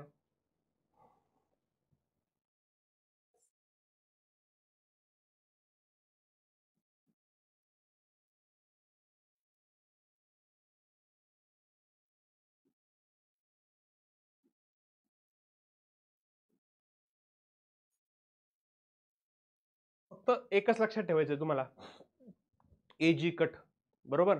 एजी म्हणजेच काय, आपले प्युरिन्स आहेत. सीयूटी कट म्हणजे काय, आपले पिरिमिडिन्स आहेत. क्लिअर इथपर्यंत. तुम्हाला सांगितलंय, तुम्हाला ओळखायचं आहे प्युरिन्स. प्युरिन्स काय आपले रॉंगली मॅच ओळखायचे ना. प्युरिन माहिती आहे, ॲडेनिन आहे आणि आपला गुआनिन आहे. पहिली तर आपली राईट आहेत, इथं रॉंग ओळखायची, इथं विषयच येत नाही. त्यानंतर प्युरिन विचारलंय तुम्हाला, ॲडेनिन आणि थायमिन सांगितलंय. थर्ड ऑप्शन मध्ये सांगितलंय ॲडेनिन, युरॅसिल, हे काय आहेत, पिरिमिडिन आहेत, बरोबर. त्यानंतर डी सांगितलंय तुम्हाला, युरॅसिल आहे. बऱ्याच जणांचं म्हणणं आहे बी बी बी, ऑप्शन बी म्हणतात बरेच जण, बरोबर. प्युरिन रॉंग मॅच ओळखायची तुम्हाला. मग प्युरिन मध्ये मी सांगितलं तुम्हाला फक्त काय येईल, आपला एजी येईल, बरोबर. मग ही काय करेक्ट मॅच आहे, त्यामुळे आपल्याला रॉंग ओळखायला लावलं होतं. बी मध्ये समजून घ्या, ॲडेनिन आहे, थायमिन आहे. थायमिन नाही तर काय येणार आहे, गुआनिन येणार आहे. आपलं ऑप्शन काय राहणार आहे, ऑप्शन बी, रॉंग आन्सर ओळखायचं होतं. पिरिमिडिन समजून घ्या, पिरिमिडिन कशामध्ये, पिरिमिडिन सायटोसिन पण येईल, युरॅसिल येईल, पिरिमिडिन मध्ये थायमिन पण येईल, युरॅसिल पण येईल. त्यामुळे आपलं ऑप्शन काय येत होतं, ऑप्शन बी. क्वेश्चन थर्ड सांगितलंय तुम्हाला परत, a base pair of DNA correctly shown as. आता खालीलपैकी बेस पेअर कुठली आहे करेक्टली शोन. आता इथं समजून घ्या आधी, इथं प्रिंटिंग मिस्टेक आलेली. इथं ट्रिपल बॉन्ड आहे, इथं ट्रिपल बॉन्ड आहे, इथं ट्रिपल बॉन्ड आहे आणि इथंही ट्रिपल बॉन्ड आहे.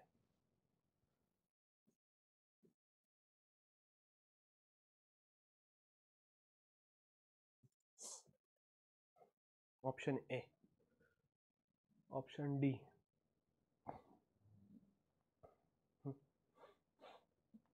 थर्ड क्वेश्चन समजून घ्या.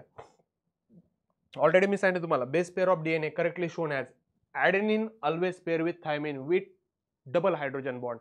ॲडेनिन थायमिन सोबत डबल हायड्रोजन बॉन्डने पेअर होते. आता इथं तुम्हाला पाहून घ्यायचं आहे, इथं काय सांगितलं, ॲडेनिन थायमिन सोबत ट्रिपल हायड्रोजन बॉन्डने पेअर झालाय. हे पण आपलं डिलीट झालं आन्सर. सी मध्ये पण सांगितलंय ट्रिपल हायड्रोजन बॉन्डनी. ऑप्शन बी मध्ये सांगितलंय ए कशासोबत पेअर झालाय, टी सोबत डबल हायड्रोजन बॉन्डनी. डी मध्ये पण सांगितलेलं आहे डबल हायड्रोजन बॉन्डनी. मग त्याचबरोबर मी तुम्हाला सांगितलं होतं cytosine is pair with guanine और guanine is pair with cytosine with triple hydrogen bond.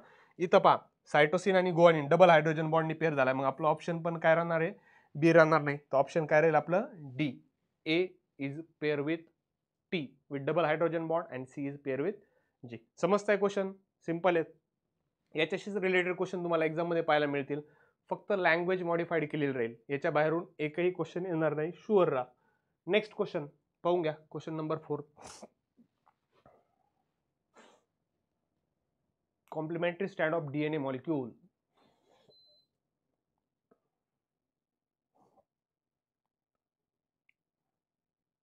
First and second held together. B B. Okay, simple आहे. जे कॉम्प्लिमेंटरी स्टँड आहेत डीएनएचे अँटी पॅरल आहेत एकमेकांसोबत आणि हायड्रोजन बॉन्डनी काय झालेले आहेत, हेल्ड केलेले आहेत. आणि सेकंड मध्ये आपल्याला फर्स्ट मध्ये सांगितलंय पॅरल, पॅरल नाही आहेत, अँटी पॅरल. आठवतंय 3' to 5', 5' to 3', अशा बेस पेअर प्रेझेंट आहेत, अँटी पॅरल आहेत. त्यामुळे इथं ऑप्शन ए तर डिलीट झालाय.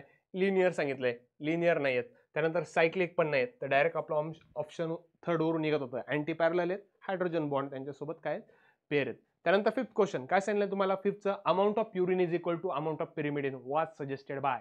कोणी सजेस्ट केलंय, purine is equal to pyrimidine. DNA मध्ये जेवढे प्युरिन प्रेझेंट आहेत तेवढेच पिरिमिडिन प्रेझेंट राहतील.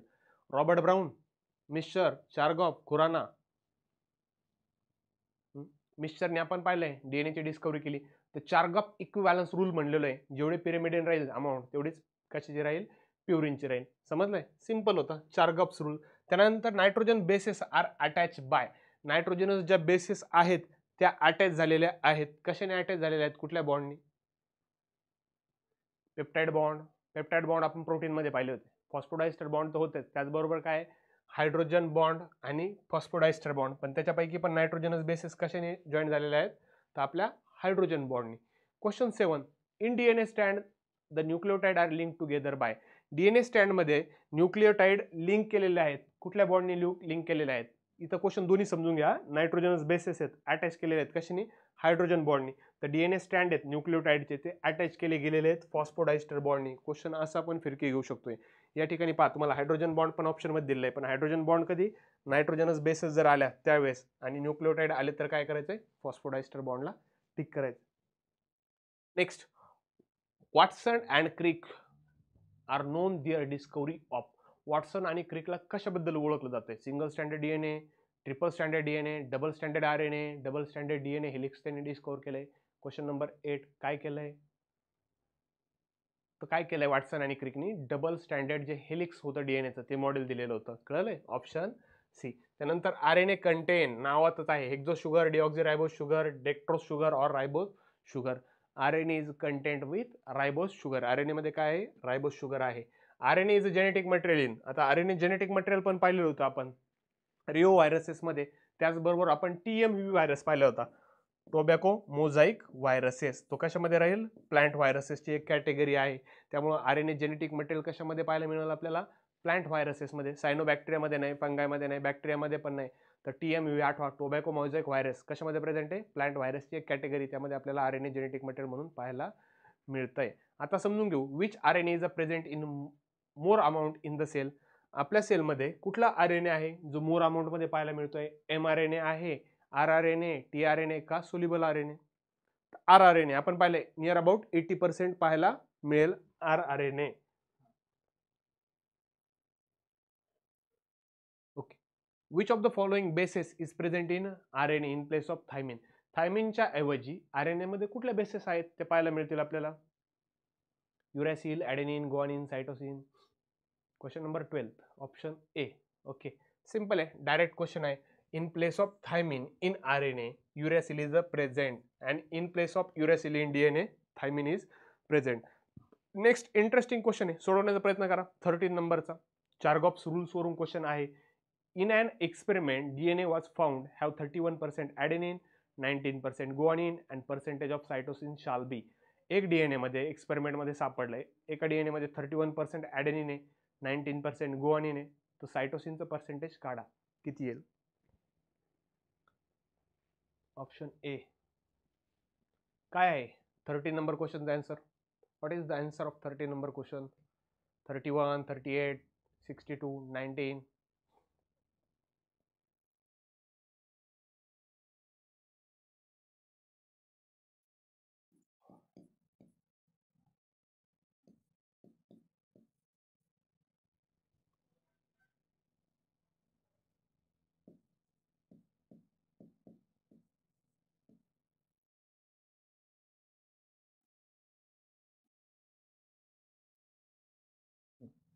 क्लिअर? Option C. सी कसं काय येईल बाळांनो? 62% कसं काय येईल? आपल्याला काय करायचंय, आपल्या सेलमध्ये DNA आहे 100%, बरोबर?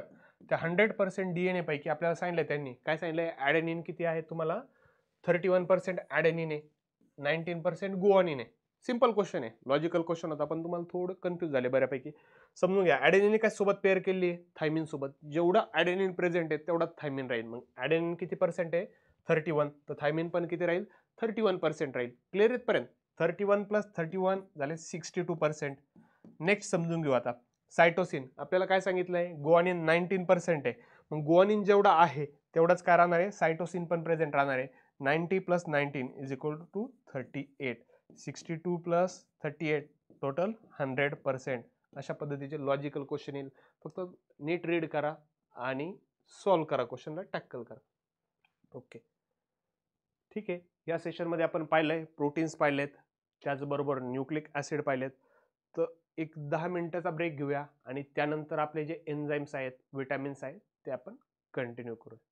Okay, thank you everyone.